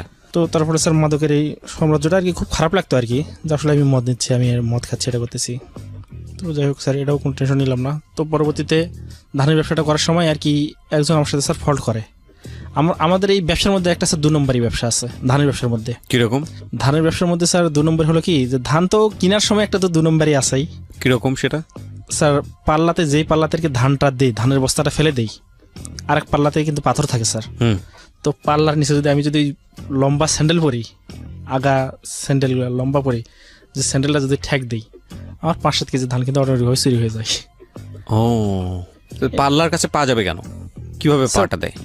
পাল্লা তো স্যার বড়, ধান যেই নেওয়া হয় সেই পাল্লাটা তো অনেক বড় স্যার। তো ওই পাল্লাটা যখন বস্তাটা দেওয়া হয়, বস্তাটা যখন নিচে পড়ে, মানে আমি তো দেখবো যে কাটার দিকে, তখন তো সকলে লক্ষ্য থাকে ওই উপরে কাটা আছে, কাটাটা সমান হলো না একটু হাল হলো, তখন সবার যখন নজরের দিকে, তখন এই যে পাল্লার নিচে যে স্যান্ডেল দিয়ে ঠেক দিই। যাই হোক, এটা কিন্তু এখনো প্রায় সকলে করে, তাই আমি এখান থেকেও একটা মানে আমি বলতে আসছি যে মানুষকে সতর্ক করেছেন। আমি নিজেও সেটা করছি। রাইট। প্রিয় শ্রোতা, এই 5-7 কেজি ধান আপনার কাছে কিছু না মনে হতে পারে, কিন্তু একজন কৃষকের ঘাম ঝরা ফসল এটা, এবং এই 5-7 কেজি ধান কারো কারো জন্য অনেক বড় স্বপ্নের জায়গা। সো এটাও এক ধরনের অপরাধ, এবং যারা আমাদের এই অনুষ্ঠানটা শোনেন, একবারে প্রত্যন্ত এলাকার মানুষজনেরা শোনেন, আমার মনে হয় কালকে থেকে আপনারা সতর্ক হবেন। ধান বিক্রির ক্ষেত্রে যিনি কিনছে এই ট্রিকটা অবলম্বন করে কিনা একটু খেয়াল রাখবেন। আমরা আজকে ট্রিকটা রিভিল করে দিলাম। ওকে, ঠিক স্যার। এইটা একটা ধানের ব্যবসা, আমি স্যার এটা সতর্ক করে দেওয়ার জন্য আজকে আমার আসার উদ্দেশ্য যে কোথায় কোথায় কি পরিমাণ দুর্নীতি হয় এবং কিভাবে, এটা শুধু বলার জন্য আসছি। তো স্যার, এটা এক প্রকার চুরি। তারপর দেখাচ্ছে কি, গ্রাম থেকে যারা ধান দিত, যে আসে আমাদের এখান থেকে নিয়ে যান, ওখান থেকে করা হতো কি, যে বাটখারাটা যে আছে, বাটখারের পিছনে দেখবেন স্যার একটা গর্ত থাকে, কিন্তু বাটখারের নমনীয়তা বা তৈরি করার সময় যেটা থাকে, ওজনটা কারেক্ট করার জন্য পিছনে একটা গর্ত থাকে। ওই গর্ততে যে সীসা আছে, ব্যাটারি অ্যাসিড ব্যাটারি তৈরি করার সময় যে সীসাটা থাকে, ওটা কিন্তু প্রচুর ওজন, ওটা গলে ওইটা পিছনে দেওয়া হয়। দেখা যায় কি, যে 5 কেজি একটা পাল্লার পিছনে যদি দেই, তাহলে ওটা আমার প্রায় 400 গ্রামের মতো ওজন চলে আসে। আচ্ছা আচ্ছা। তাহলে এক বস্তায় আমার দিতে হয় কি 15 বার অথবা 16 বার। 16 বার করে যদি আধা কেজির মতোই সে ধরে, আধা কেজি যদি আসে, 8 কেজি চলে আসলো।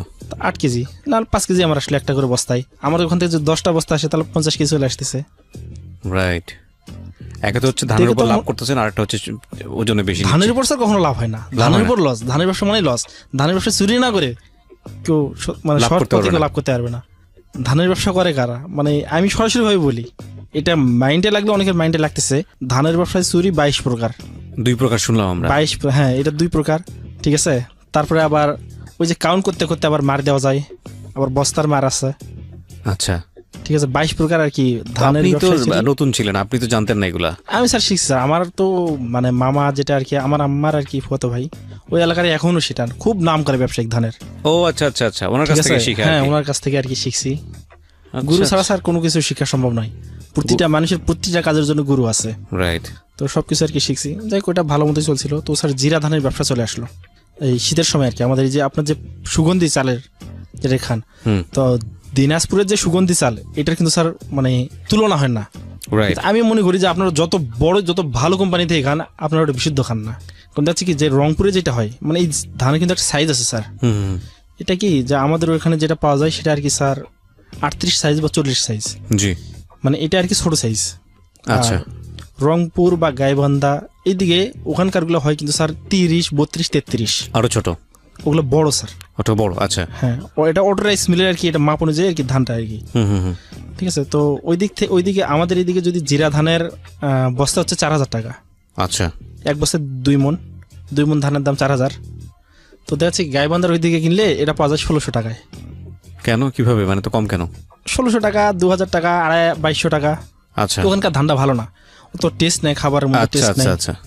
ওই জন্য তো আপনি কেন বলছেন যে আমরা আসলে যেটা কিনি সেটা ভালো না বা অরিজিনাল না? আমি এখন স্যার বলি, তো আমরা করতাম কি আমাদের এলাকার দেখা যাচ্ছে কি যে 80 মন ধান দিছি আর 20 মন ধান ওইটা মিক্স করে দিই। মানে সব জায়গাতেই জিনিসটা হচ্ছে। হ্যাঁ সব জায়গাতেই হচ্ছে, নইলে আসলে ইয়েটা লাভটা হবে না। লাভ হবে না। Very interesting. তার মানে আসল কালিজিরা চাল খেতে হলে নিজের জমি কিনতে হবে দিনাজপুরে, তারপরে এখানে কৃষক পর্যায়ে বিক্রি হয় স্যার। কৃষক পর্যায়ে কিনতে হবে, কৃষক পর্যায়ে কিনতে মানে হবে, কৃষক থেকে কিনতে হবে, কৃষক থেকে কিনতে হবে। তাহলে আপনি অরিজিনাল পিওর যে বিরিয়ানির চাল বলেন বা আতপ চাল যেটা আর কি বলেন সেটা আপনি ওখান থেকে পাবেন। মানে আপনার ভাষ্য মতে বাজারে কোথাও অরিজিনাল ইয়েটা নাই, সবকিছু মিক্স, সবকিছু মিক্স। প্রথম প্রাথমিক অবস্থায় যে গোডাউনে ঢুকবে সেই গোডাউনে তো মিক্স হচ্ছে স্যার। তারপর তো আরো আছে, তারপর তো আরো আছে। তো আমি স্যার ওই গাইবান্ধাতে আর কি সুন্দরগঞ্জে ওখানে একটা লোকের সঙ্গে কন্ট্যাক্ট করলাম, যাই হোক ওখান থেকে আমি ধান নিয়ে আসি, পরিচিত হলো, আমি টাকা দিই, 1 লাখ টাকা দিচ্ছি, 1 লাখ টাকা ধান নিয়ে আসতেছি, এরকম করে ধান নিয়ে আসি। তো ওখানকার একটা ছেলে আমার সাথে স্যার ফল্ট করলো, মানে কি ওর ধান টান আমি গোডাউনে দেখলাম, দাম দর করলাম, কালকে আসে পিক আপ লাগবে অথবা ট্রাক লাগবে, তো ধানগুলো দিয়ে দাও আর কি। ওকে আমি টাকা অ্যাডভান্স করলাম 1,20,000। ঠিক আছে তুমি আমাকে ধানটা কালকে পাঠিয়ে দিও। পরের দিন ট্রাক পাঠিয়ে দিচ্ছে স্যার, খালি ট্রাক পাঠিয়ে দিচ্ছে। ধানের ব্যবসাটা কিন্তু পুরোটা স্যার বিশ্বাসের উপর। আচ্ছা। তো আমি মোটরসাইকেল নিয়ে অত দূর চলে গেলাম, কি হলো কোসে ধানটা তারে যে দিয়ে ফেলেছি ভাই ভুল হয়েছে, যাই হোক এই 3-4 দিনে যে ধানটা আসবে এটা আমি আপনাকে পাঠিয়ে দেবো। আমার কিন্তু স্যার রুমে কিন্তু আবার ধান আটকা পড়ে আছে, আবার অবরোধ যদি চলে আসে তাহলে ধানের দাম কিন্তু একবার ডাউন মারবে, আমার কঠিন বিপদ হয়ে যাবে। তো ওকে বললাম যে পাঠিয়ে দাও। এরম করে স্যার আমাকে 6 মাস 7 মাস 8 মাস পর্যন্ত বললো আজকে পাঠাবো কালকে পাঠাবো, ঝুলাই দিল, একবার ঝুলাই দিল স্যার। 6 মাস আচ্ছা 6 মাস, হ্যাঁ সিজন একটা বলে সামনে ইরি সিজন আসতেছে, এটা কিন্তু আমনের সময় কিন্তু এই ধানটা হয়, আর এই সময় এমনি মিনিকেট ইরি মানে হচ্ছে যেটা শীতকালে হয় নাকি? হ্যাঁ শীতকালে যেটা লাগাই সেটা হচ্ছে ইরি, আর শীতকালে যেটা কাটে মানে এখন যেটা লাগাচ্ছে আর কি সেটা হচ্ছে আমন। এখন আর কি পোলার ধানটা এখনটা কাটবে হচ্ছে শীতকালে গিয়ে। হ্যাঁ মানে শীতকালে যেটা কাটবে সেটা হচ্ছে আমন, আর শীতকালে যেটা লাগাবে গরমকালে যেটা কাটবে সেটা হচ্ছে ইরি। আচ্ছা ওকে। হ্যাঁ আচ্ছা, আরেকটা জিনিস আমাকে একটু বলেন তো, ইরি আর আমন ধানের মধ্যে পার্থক্যটা কি? টেকসইয়ের দিক থেকে নাকি ইরি ধান কম টেকে, বা ওই সময় যে খড়টা হয় সেই খড়টা নাকি কম টেকে? হ্যাঁ ওই ইরির ধানের খড়টা আর কি কোনো কাজে ব্যবহার করা যায় না। কেন, কারণটা কি? এটা স্যার জানি না স্যার, এটা আসলে ওই যে ওই সময় বৃষ্টি হয় আবহাওয়াটা গরম থাকে, খড়টা শুকানো যায় না, এটা গরু খায় না। হ্যাঁ গরু কম খেতে চায় এবং খায় না স্যার, টিকতেও চায় না। টিকতেও চায় না আর কি, এই দিক থেকে আর কি। আর আমনের সব দিক থেকে একটু সুবিধা, আমরা ধান উৎপাদন একটু কম হয়, কিন্তু আমনের সময় আমাদের এই যে আমাদের জীবন এই যে চিরা ধানটা আমি তো এরকম শুনেছি যে মানে ধানের চেয়ে এখন খড়ের দাম বেশি, লোকজন মানে মাঝে মাঝে হয় স্যার।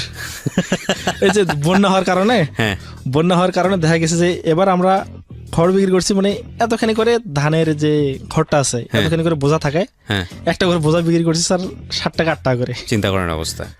তাহলে মানুষজন গরুর চাষ করবে কিভাবে, গরু পালবে কিভাবে? জি স্যার।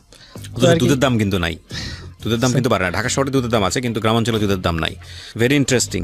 এগুলো আমি কেন জানি, কারণ এগুলো নিয়ে আমি মোটামুটি পড়াশুনো করি, হ্যাঁ, এবং যে কারণেই হয়তো বা জানি। আর সবচেয়ে বড় কথা হচ্ছে যে আমি সকালবেলা একটা অনুষ্ঠান করি রাঙা সকাল মাছরাঙা টেলিভিশনে, ওইখানে আসেন অনেক সফল কৃষক আসেন, তারা বলেন এই সুখ দুঃখের কথাগুলো তারা বলেন এবং একবারে মাটির কথাগুলো উঠে আসে। তখন আমি জানতে পারি যে আসলে, আর না জেনে তো প্রশ্ন করা যায় না জেনে তো আমি একটা মানুষের জানলাম না, একজন মানুষ ইরি চাষ করে সফল কৃষক হয়েছে, বা বোরো চাষ করে, বা আমন চাষ করে, বা গরু থেকে হয়েছে, তো আমি যদি গরুর ব্যাপারটা ব্যাপারটা না জানি আমি তাকে প্রশ্ন করবো কি, সেই কারণে আমার একটু হলেও জানতে হয়, যে কারণে আপনাকে প্রশ্নটা করছিলাম। ওকে, তো আপনার কি হলো 1,20,000 টাকার? তারপরে স্যার আমি চিন্তা করলাম যে এভাবে তো আসবে না, তার সঙ্গে আর কি খুব বন্ধুত্ব সুলভ আচরণ করতে হবে, টাকাটা আমাকে তো উঠে নিয়ে আসতে হবে। তার সঙ্গে মিল লাগালাম, তার বাড়িতে মিষ্টি নিয়ে যাই, এই বেকার সময় আবার গাড়ি যেদিন ভাড়া থাকে না সেদিন মোটরসাইকেল কারোর কাছ থেকে নিয়ে আমি চলে যাওয়ার টান মারি, যাই ওর সাথে আলাপ, মানে খুব একটা ভালো আন্তরিকতা নিয়ে লাগেই। পরবর্তীতে আমি দেখা যাচ্ছে কি প্রায় 2.5 লাখ টাকার মতো ধান উঠে নিয়ে আসছি ওর কাছ থেকে। হ্যাঁ, 1,20,000 টাকার জায়গায় 2.5 লাখ টাকা। 2.5 লাখ টাকা 6 মাসে। আমার তো ব্যাংকের লোন ছিল না, ব্যাংক তো আমাকে তো লোন দিতে চায় না, আমি তো এনজিওর থেকে টাকা, এনজিওর টাকা তো সুদ তো কত বেশি। আচ্ছা, তো ওগুলো টাকা 6 মাস আমাকে হ্যান্ড ওভার করা লাগছে। আমার তো প্রায় কতগুলো ওর বাসায় যাতায়াত করা লাগছে, আমার তো প্রায় 1,20,000 টাকা যাবে, 1,60,000 টাকা 17,000 টাকার মতো প্রায় খরচ হয়ে গেছে। আমার গাড়ি যে গেছে খালি ব্যাক করছে, গাড়ির যে ভাড়াটা 8,000 টাকা, সে 8,000 টাকা আমার পকেট থেকে মাগনা দেওয়া লাগছে। তো স্যার এই কাজটা কি সে ঠিক করছে? ঠিক করে না। ওই যখন এরকম করছে, মানে ইট মারলে পাটকেল খাতে হয়, আর আমি 2.5 লাখ টাকা ধার উঠে ডিল করেছেন, ঠান্ডা মাথায় ব্যবসায়ীরা যেভাবে করে উঠে নিয়ে আসছেন। তো 2.5 লাখ টাকা ধার উঠে নিয়ে এসে স্যার ওকে মার, মানে বদবাকিটা ওর টাকাটা মার দিছি, এবং ওর সাথে কোনো সম্পর্ক নাই, ইট মারলে পাটকেল খাওয়া যেটাকে বলে। হ্যাঁ, এভাবে আর কি এটা একটা দুর্নীতি করে ওখান থেকে ধানের ব্যবসা থেকে সরে আসলাম, যে এই ব্যবসাতে এত কিছু, যে ব্যবসা থেকে আমি সরে যাবো, টিকবই না, থাকবোই। হ্যাঁ, যদিও বাবা খাই তাহলে গাড়ির ব্যবসাটাই ভালো, ড্রাইভার পেশাটাই সৎ আছে, নিজের টাকা দেখাই। আচ্ছা, এটাই তখন মনে হলো আর কি, যে লং ট্রিপে গেলে।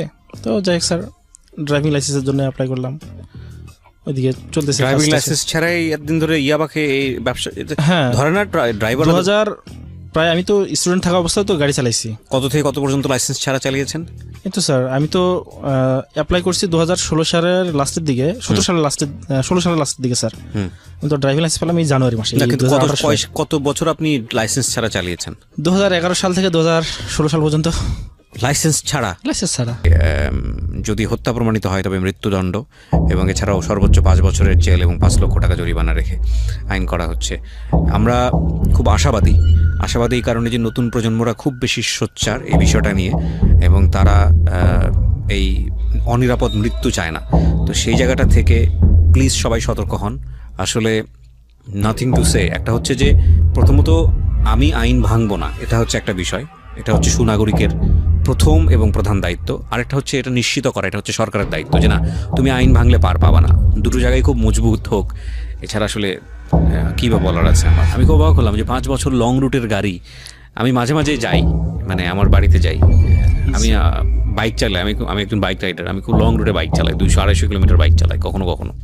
তারপরে এত কাগজপত্র সব কিছু নিয়ে রেডি হয়ে, অনেক সময় দেখবেন যে সাংবাদিক পরিচয় দিলে বা মিডিয়া কর্মী পরিচয় দিলে কিন্তু গাড়ি আর চেক করে না, অনেক সময় পুলিশ অনেক কোঅপারেট করে, সহযোগিতা করে। আমার সেই রকম একটা পরিচয় থাকার পরেও আমি কিন্তু কখনোই এটা করি না। হ্যাঁ, এবং আমার 4-5 বছরের বোধহয় এক্সপিরিয়েন্স বাইক চালানোর।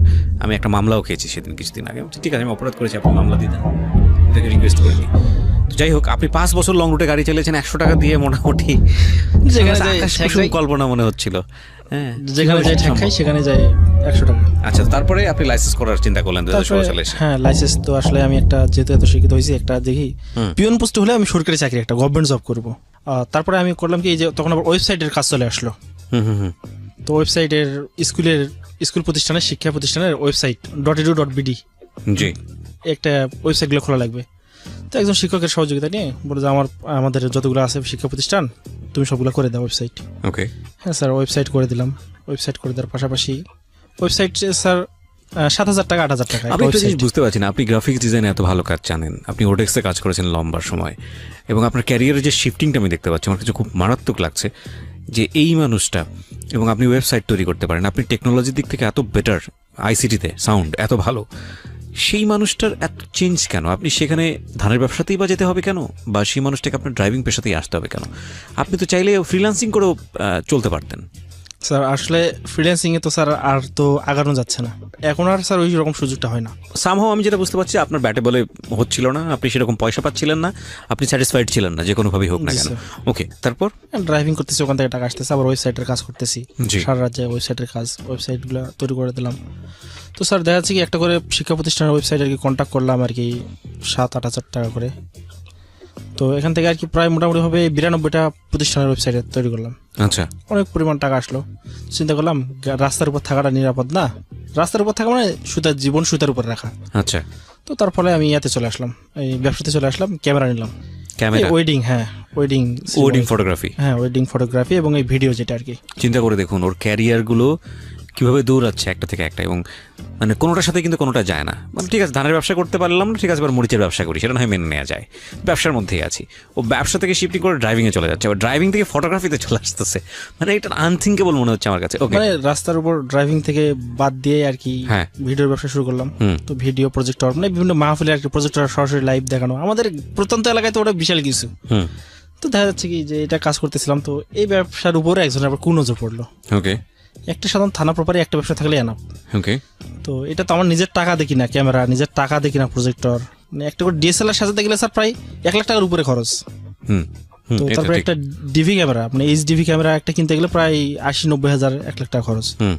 তো স্যার এত কিছুর পরও যদি স্যার মানে একটা দেখা যাচ্ছে কি এখন এই যে উপজেলা টেকনিশিয়ান যারা আর কি স্বীকৃত না, জি, সে আর কি করলো যে ওর উপজেলার নাম ভাঙে আর কি ওই আর কি ব্যবসা শুরু করে দিল শিক্ষা প্রতিষ্ঠানের প্রজেক্টর দিয়ে।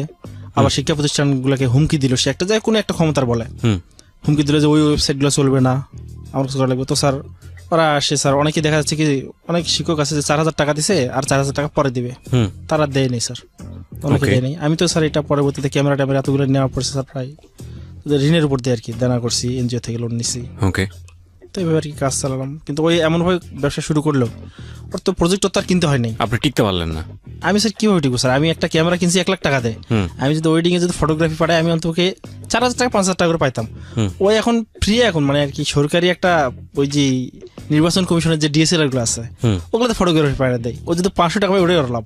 আচ্ছা, এই কাজটা কে করতেছে? সরকারি কোনো কর্মকর্তা? না, সরকারি না স্যার, তাহলে এটা তো উপজেলা টেকনিশিয়ান বা ইউডিসি, আর তো কেউ তো সরকারি না, এখনো সরকার স্বীকৃতি দেয়নি তাদেরকে। আচ্ছা, ওরা যারা ওখানে কাজ করে ওরা ওই জিনিসগুলো ব্যবহার করে আর কি। তো ক্ষমতার ব্যবহার করতেছে আর কি। তো ওরা এইভাবে আর কি আমার ক্যামেরা একটা ডিএসএলআর কিনে এত টাকা দেয়, আমি ফটোগ্রাফির কাজ করি, এডিটের কাজ করি, তো আমার যে এত কস্ট একটা দোকান ভাড়া সব কিছু মিলে, আর সে যে করে, তো স্যার 1,000 টাকা যদি পায়, আমার 4,000 টাকা দিয়ে আমার যেখানে পোষায় না সেখানে 1,000 টাকা হলে তার তো স্যার পুরোটাই টাকাটাই লাভ। হ্যাঁ, তো এইভাবে আর কি সে যখন করলো তখন ব্যবসাতে তো স্যার মানে লাল বাতি চললো, আমি ব্যবসাতে আর টিকতে পারলাম না। না টিকে আবার ওই যে গাড়ির লাইনে আবার চলে গেলাম।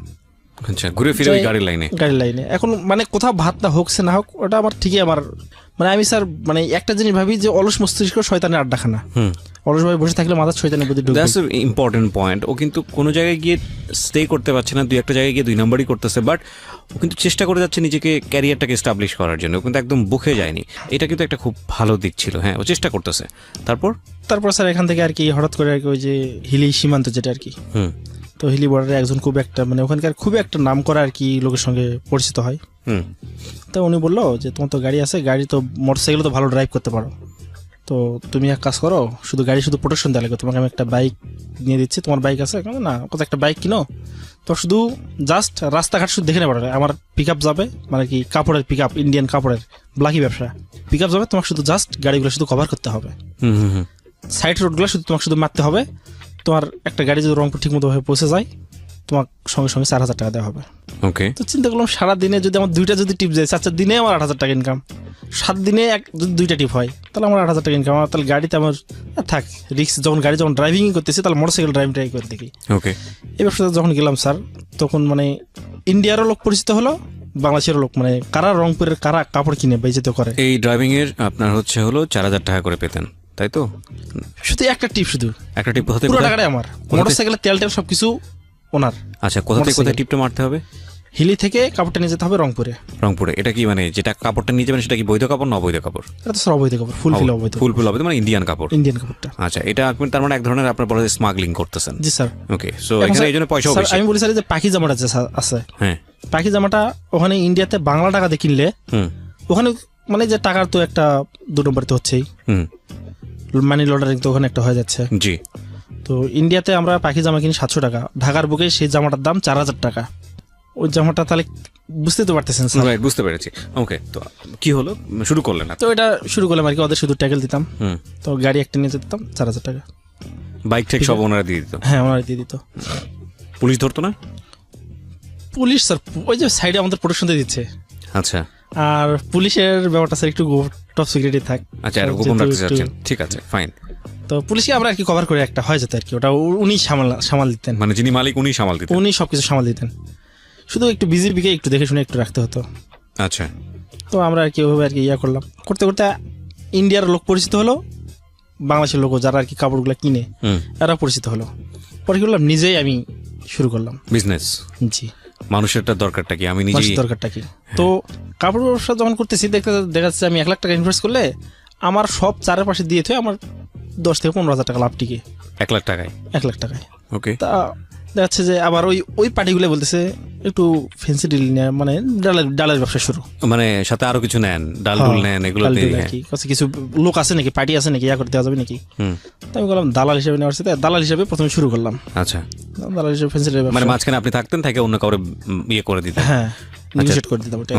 যে 100 পিস ডালের বোতলের দাম 25,000 টাকা বা 30,000 টাকা, ওখানে তো দাম তো অনেক কম, অরিজিনালটা। তো আবার ওখান থেকে যেটা আসে সেটাই আবার ভাঙে, একটা বোতল ভাঙে 3টা বোতল হয়। আচ্ছা, ঠিক আছে, তাও ভালো। আমি বলবো যে বাঙালি ভেজাল খাচ্ছে, কিছুদিন টিকতে পারবে যারা খাচ্ছে, তো উপকারী করতেছেন আপনারা। কিছু কিছু জায়গায় ভেজাল কিন্তু ভালো, হ্যাঁ, মানে বিষের মধ্যে ভেজাল দিলে এটা খারাপ না, কারণ এই বিষ খেয়ে কেউ আত্মহত্যা করবে, ভেজাল দেওয়ার কারণে সে বেঁচে গেল।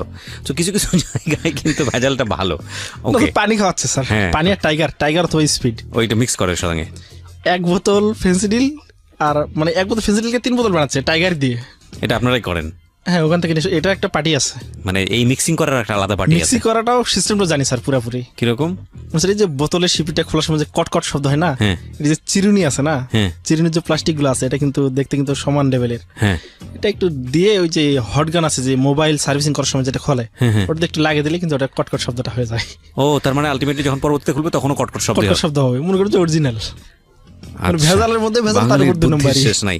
ওকে, তো তারপরে কি হলো? আপনি যখন চিন্তা করলেন দালালি করার দরকারটাকে আমি নিজেই করবো, তারপর তো তখন দেখা যাচ্ছে কি যে 15 জন বা 16 জন মিলে কিন্তু ওটাকে বলা হয় হাঁটা পাটি, জি, স্থানীয় ভাষায়।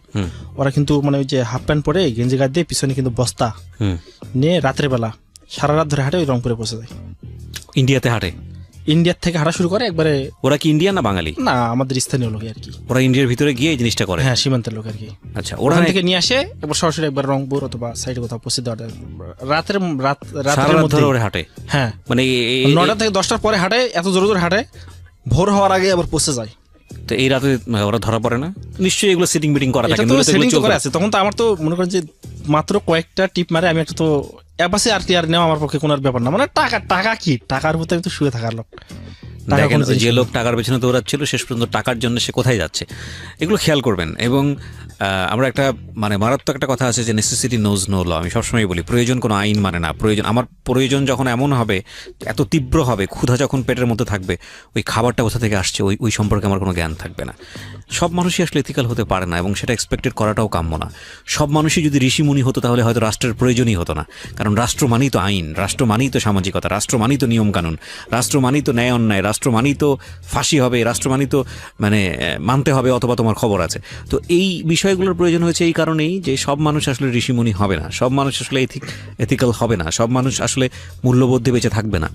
এবং যদি সব মানুষই মূল্যবোধ সম্পন্ন হতো তাহলে পৃথিবীটা হয়তো অন্যরকম হতো। এটা হবে না, এবং হবে না বলেই এত কিছুর নিয়মকানুনের প্রয়োজন হয়। এবং তবে এটা ঠিক যে প্রত্যেকটা মানুষের মধ্যেই মূল্যবোধটা সৃষ্টিকর্তা দিয়ে দিয়েছেন। কেউ সেটা লাইফ টাইম এক্সারসাইজ করার সুযোগ পায়, কেউ সেটা পায় না, কেউ সেটা টাচই পায় না, কেউ সেটা কখনো খোঁজেই না, ইন্টারেস্টই ফিল করে না। যাই হোক, যে জায়গাটায় আমি ছিলাম, যে আপনি যখন ফিল করলেন যে না, ফেন্সিডিলটা আমার থার্ড পার্টি হয়ে কাজ করার দরকার নাই, মানে মাঝখানের মিডিয়া হয়ে কাজ করার দরকার নেই, আপনি নিজেই এটার ব্যবসা করবেন। শুধু ফেন্সিডিল না স্যার, প্যান্থোজোসিম একটা ইনজেকশন আছে, প্যান্থোজোসিম টিআইবি লাল টুপি একটা ইনজেকশন আছে নিশার। তারপরে কটগাট সুতা আছে, ভ্যানিশিং সুতা, যেটা আর কি অপারেশনের জন্য লাগে। এই সুতাতে কি নেশা করে? নেশা তো না স্যার। তাহলে এই সুতাটা তো বাংলাদেশে এই সুতাটা স্যার অবৈধ অনেক ক্ষেত্রে। এই সুতাটার দাম ইন্ডিয়াতে অনেক কম, বাংলাদেশে অনেক বেশি। এটা ইম্পোর্ট করে নিয়ে আসতে হয়। এই সুতাতে কি হয়? এটা স্যার বৈধই স্যার। এটা স্যার প্রতিটা ক্লিনিকেই আছে। ওই যে দেখা যাচ্ছে কাটে গেছে, ওটাতে সেলাই দিছে, বা সিজারের সময় যে একটা সেলাই দেয়, সুতাটা অটোমেটিক হয়ে ভ্যানিশ হয়ে যায়। ওই সুতাটার দাম ইন্ডিয়াতে দেখা যাচ্ছে যে এই স্যার ওই যে আমি স্যার বলি, একটু কথা শুনতে খারাপ লাগবে, যে কন্ডোমের যে প্যাকেট আছে না, অত সময় একটা প্যাকেটের দাম ইন্ডিয়াতে দাম, ওটার দাম 3,500 থেকে 4,000 টাকা, বাংলাদেশের দাম 20,000 টাকা। অতটুকু সুতা? জি স্যার, অতটুকু সুতা দাম বাংলাদেশের দাম 20,000 টাকা। ডাক্তার লেভেল অথবা নার্স লেভেল আছে, তারা কিন্তু সকলে জানে কিন্তু এটা। সো ওইটাও আপনি এক্সপোর্ট করতেন? মানে ওইটা কখন করতাম স্যার? সরি, ইম্পোর্ট করতেন। হ্যাঁ হ্যাঁ, ওইটা মানে স্যার ওটা কিন্তু খুব রিস্কি। আমি একটু শুনি, ধারাবাহিকভাবে শুনি, আপনি স্টেপ বাই স্টেপ একটু জান। আমি ইন্টারেস্টিং বিষয়গুলো যদি রিভিল করতে চাচ্ছি এই কারণে, যাতে করে যারা ভিকটিম হচ্ছেন তারা যাতে সতর্ক হয়।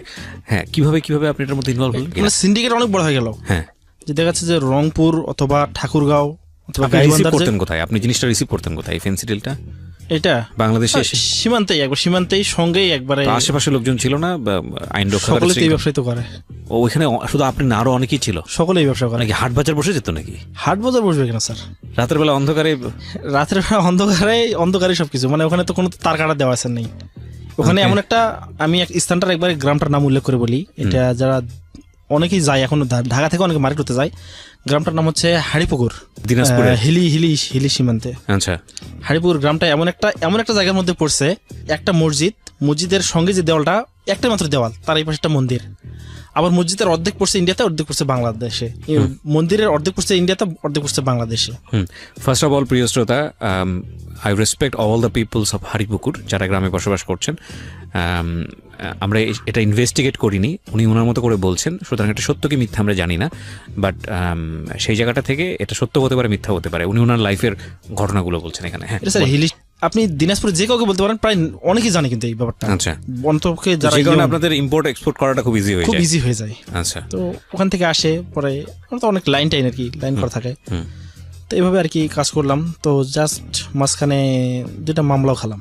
প্রথম মামলাটা কি হলো? প্রথম মামলাটা হলো স্যার টিআইবি, মানে আমাকে তো স্যার কখনো স্পটে পায় না, আমার লোক তো চলে যায়। তো হচ্ছে কি স্যার, এটা আর কি ওই যে গাড়িতে এখন আমার হাঁটা পাটিরা আমাকে ফোন দিছে যে আমার তো বিড়ি লাগবে, তুই বিড়ি নিয়ে অমুক জায়গা অমুক সময়, মানে এটা কিন্তু টাইম কিন্তু অ্যাডজাস্ট করা থাকে। বিড়িটা আপনারা বলতেন ফেন্সিডিলকে? না বিড়ি স্যার, সিগারেট স্যার। আচ্ছা, সিগারেটও আপনারা করতেন? না, পাবলিক খায় না, আমি খাই নরমাল খাওয়া। আচ্ছা, ঠিক আছে। তো ওরা তো সিগারেট খাবে, তো আমাকে সিগারেট আনে দাও। আমরা 16 জন আছে, সিগারেট 3 প্যাকেট 4 প্যাকেট নিয়ে এসে রাখতো, সিগারেট খাওয়া লাগবে, মানে ওরা হাঁটতেছে, ওদের তো একটা ক্লান্তি আছে। অমুক সময় অমুক জায়গা ওই সময়, তো ওই সময় আবার হয়েছে কি স্যার, যে যাই হোক খুব একজন বড় মাপের আর কি লিডার, তিনি আর কি আমাকে ধরছে যে এই লাইনটা যদি তোর যদি ক্লিয়ার লাগে তাহলে আমাকে একটা ঘোড়া দেওয়া লাগবে। ঘোড়া বলতে স্যার ওখানকার স্থানীয় ভাষা ঘোড়া বলতে বোঝায় স্যার একটা মেশিন বলতে মেশিন স্যার রিভলভার, পিস্তল দিতে হবে তাকে? হ্যাঁ স্যার। এটা আপনি পাবেন কোথায়? এটা স্যার অ্যাভেলেবল স্যার ওই সমস্ত জায়গাতে। ওকে, এটা স্যার 9mm বা 9mm অ্যাভেলেবল? 9mm গুলো স্যার একটু, মানে আমার তো সিন্ডিকেট এমন হয়ে গেছে, আমার তো প্রায় লাখ টাকার ব্যবসা চলে। আচ্ছা, আমি তো উনি বলছিল যে আপনি একটা পিস্তল কিনে তাকে দিবেন? হ্যাঁ, তাহলে আমার ওই লাইনটা আমার ক্লিয়ার। দাম কত ওটার? স্যার ওখানে পড়ছিল 14,000। তো আপনি তাহলে কিনে ওখানে দিয়েছিলেন ওনাকে? হ্যাঁ, সরি অনেক ইন্টারাপ্ট করছি, আমার কাছে অবাক লাগছে এগুলো শুনতে। তো স্যার, হ্যাঁ, তারপর এটা আমি হাইড করতেছিলাম, কিন্তু তারপরে আমি আজকে মানবতার দিক থেকে বলি যে আসলে এই জিনিসটা আসলে সকলের জানা দরকার যে কিভাবে কি হয়, তাহলে হয়তো এখান থেকে আমরা অনেকে সরে আসতে পারবো। তো দেখা যাচ্ছে যে ওইটা আমি ওনাকে দিতে যাব, তো মানে গুলি টুলি, মানে যেটা আর কি বিসি বলা হয়, গুলিকে বলা বিসি, আমরা জানি। হ্যাঁ, তো এই বিসি আর কি দেই নাই, তো ওটা আর কি আছে পিছনে, সেদিন আর কি ওটা ডেলিভারি দিব ওনাকে, গিফট আর কি একটা চাচ্ছে, খুবই বড় মাপের নেতা। ঠিক আছে, তো উনি যখন নিজের মুখ থেকে এই কথাটা বলছেন, ছোট ভাই তোমাকে তো খুব ভালো লাগে, যাই হোক ভাই আমার একটা দরকার, খুবই এটা নিয়ে আসি দিও ভাই, তোমার এই রাস্তাটা কেউ কখনো তোমার চোখ তুলবে না। তো ঠিক আছে, তাই ওটা নিয়ে যাচ্ছি রাত্রের মধ্যে। এখন বলছে যে অমুক জায়গায় অমুক সময় থাকিস, তা আমি দেখেছি আধা ঘন্টা আগেই পৌঁছে গেছি। আচ্ছা, হ্যাঁ, নিজস্ব বাইকটাই সমস্যা নেই, যা ওই যে 3/4 প্যান্ট পরে আসি, আর পিছনে আবার ওই যে জাঙ্গিয়ার মতো সিস্টেম করে নিয়ে ওখানে পকেট আছে, ওখানে আবার ওটা রাখছি। তো পকেট মোবাইল আছে, এখন শুয়ে এখন গেম খেলতেছি, মোটরসাইকেল ডাবল স্ট্যান্ড করে দিয়ে শুয়ে গেম খেলতেছি। তো 2টা-3টা ছেলে চলে গেল আর কি, যেখানে থাকতে বলছে, ওটা কিন্তু ফাঁকা জায়গা। আবার দেখি কিছুক্ষণ পর ওরা 7-8 জন মানে মুখ চোখ বাঁধে চলে আসছে। বাঁধে চলে আসার পর বলে এই গাড়ির থেকে নাম, গাড়িটা দিই, নেন ভাই, রাখতে পারলেন নেন, কই মোবাইলটা দে। আচ্ছা ভাই, এই যে মোবাইলটা পিছনে আছে, তো বলে যখন মেশিনটা বাইর করছি আবার পুলিশের লোক, স্বাস্থ্য মস্ত দেখতেছেনই তো স্যার, দৌড়। তো এরকম একটা পরিস্থিতির মধ্যে যে ইন্ডিয়ার ব্যবসাটা আসলে এরকম আর কি। আর ওরা যারা আবার নিয়ে যায়, এই ফেন্সিডিল নিয়ে যায়, তাদেরকে যদি বলে যে 10-15টা পুলিশ যদি মনে করে যে ওদেরকে আমি আটক দিব, পারবে না। কারণটা কি? কারণটা স্যার ওদের কাছে অস্ত্র থাকে, অস্ত্রই ককটেল এগুলো থাকে। আমি এরকম একটা অনুসন্ধানের প্রতিবেদন দেখেছিলাম, আমি টেলিভিশন চ্যানেলের নামটা মনে করতে পারছি না, যে ওনারা একটা ভিডিও করেছিল, যে ভিডিও করতে গিয়েও প্রায় প্রাণহানির মতো অবস্থা, একটা বাইকের পেছন থেকে অস্ত্র বের করে ফেলেছে। হ্যাঁ, ঠিক আছে, আমাদের কাছে আমরা তো রাস্তা কভার, আমরা তো মালিক, মানে ওই লাইনের আবার এমডি আমরা। আচ্ছা, ঠিক আছে, ওখানে আবার এমডি উচ্চারণ করা হয়, তো এটা হচ্ছে এমডি, তো ওই লাইনে তো আমরা তো এমডি, ঠিক আছে। আমার নামটা মোটামুটি হবে আর কি খুব একটা ভালো পজিশনে চলে গেল, আমার নামটা মাদক সাম্রাজ্যের দিক দিয়ে। তখন এটা কি হলো, ধীরে ধীরে আমার পরিবারে জানাজানি হলো। ঠিক আছে, আমি এখান থেকে ফিরবো, যেহেতু বিরতির সময় হয়ে গেছে, ছোট্ট একটা বিরতি নেব। প্রিয় শ্রোতা, এই অনুষ্ঠানটি পুরোপুরি আপনারা এই মুহূর্তে আমাদের ইউটিউব চ্যানেলে এসে শুনতে পারেন, ডাউনলোড করতে পারেন, এবং একই সাথে যে কথাটা বারবার বলি, আমাদের সমস্ত অনুষ্ঠান, বিশেষ করে জীবন গল্প এবং সিক্রেটস, এই দুটো অনুষ্ঠানের প্রত্যেকটা এপিসোড আমাদের ঢাকা এফএম ইউটিউব চ্যানেলে আপলোড করা হয়। যদি আপনি চ্যানেলটি সাবস্ক্রাইব করে বেল বাটনটি অন করে রাখেন, তাহলে যে লাভটি হবে, আমরা যখনই আমাদের কন্টেন্ট এই চ্যানেলে আপলোড করব, সঙ্গে সঙ্গে আপনি আপনার সেলফোনের মাধ্যমে সেটা জানতে পারবেন, এবং আপনি আপনার সময় মতো, অনেকেরই সময় হয় না রাতের বেলা 11টার সময়, কিংবা অনেকেই শুনতে শুনতে ঘুমিয়ে যান, শেষ পর্যন্ত কি হয়েছে জানেন না, তো তাদের সবার জন্য বলছি, আপনি যদি সাবস্ক্রাইব করে নোটিফিকেশনটা অন করেন, তাহলে আপনি আপনার সুবিধা মতো সময়ে আপনি এখান থেকে আমাদের পুরো অনুষ্ঠানটি শুনতে পারবেন। আমাদের চ্যানেলটি হচ্ছে www.youtube.com/dfm904। আমি আবারও বলছি, www.youtube.com/dfm904। চ্যানেলটি আছে ঢাকা এফএম 90.4 নামে, আপনি অবশ্যই সাবস্ক্রাইব করে নেবেন। ছোট্ট একটা বিরতির পর আবারও ফিরছি। Something beyond entertainment.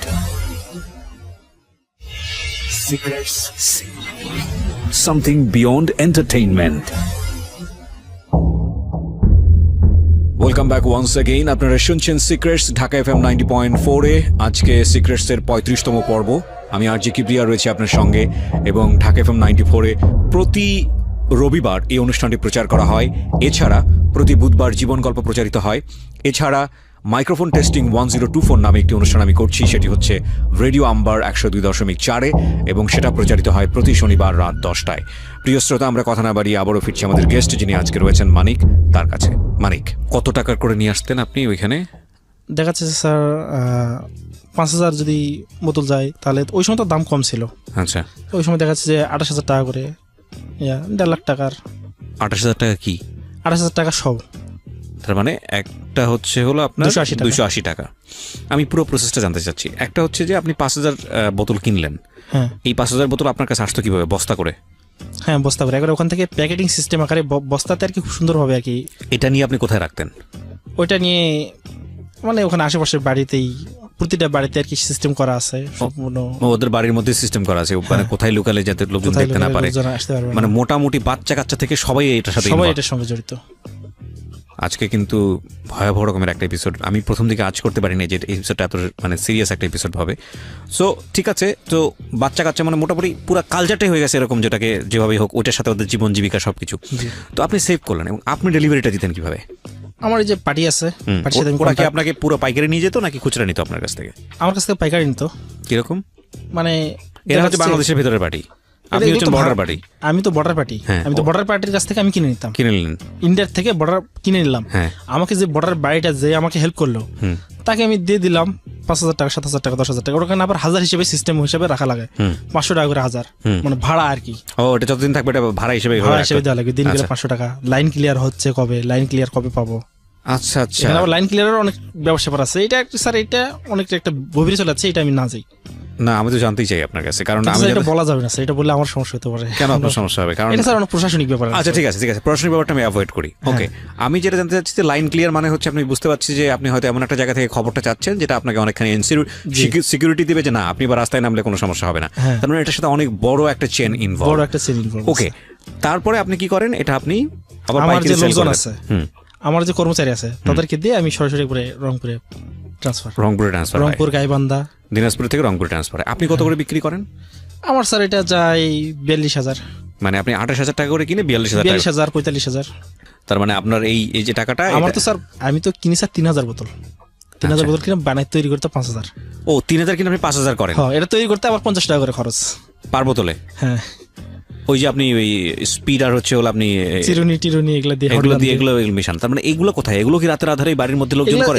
এগুলো তো স্যার একটা মানে সাইটে আর কি, অনেক মাঠের মধ্যে বা এমনিতে সাইডে যে ডিপ টিউবওয়েল বা হ্যান ত্যান এই জাতীয় জিনিসগুলো থাকে, লোকাল হয় একবারে নিরিবিলি, সেখানে এগুলো তৈরি হয়।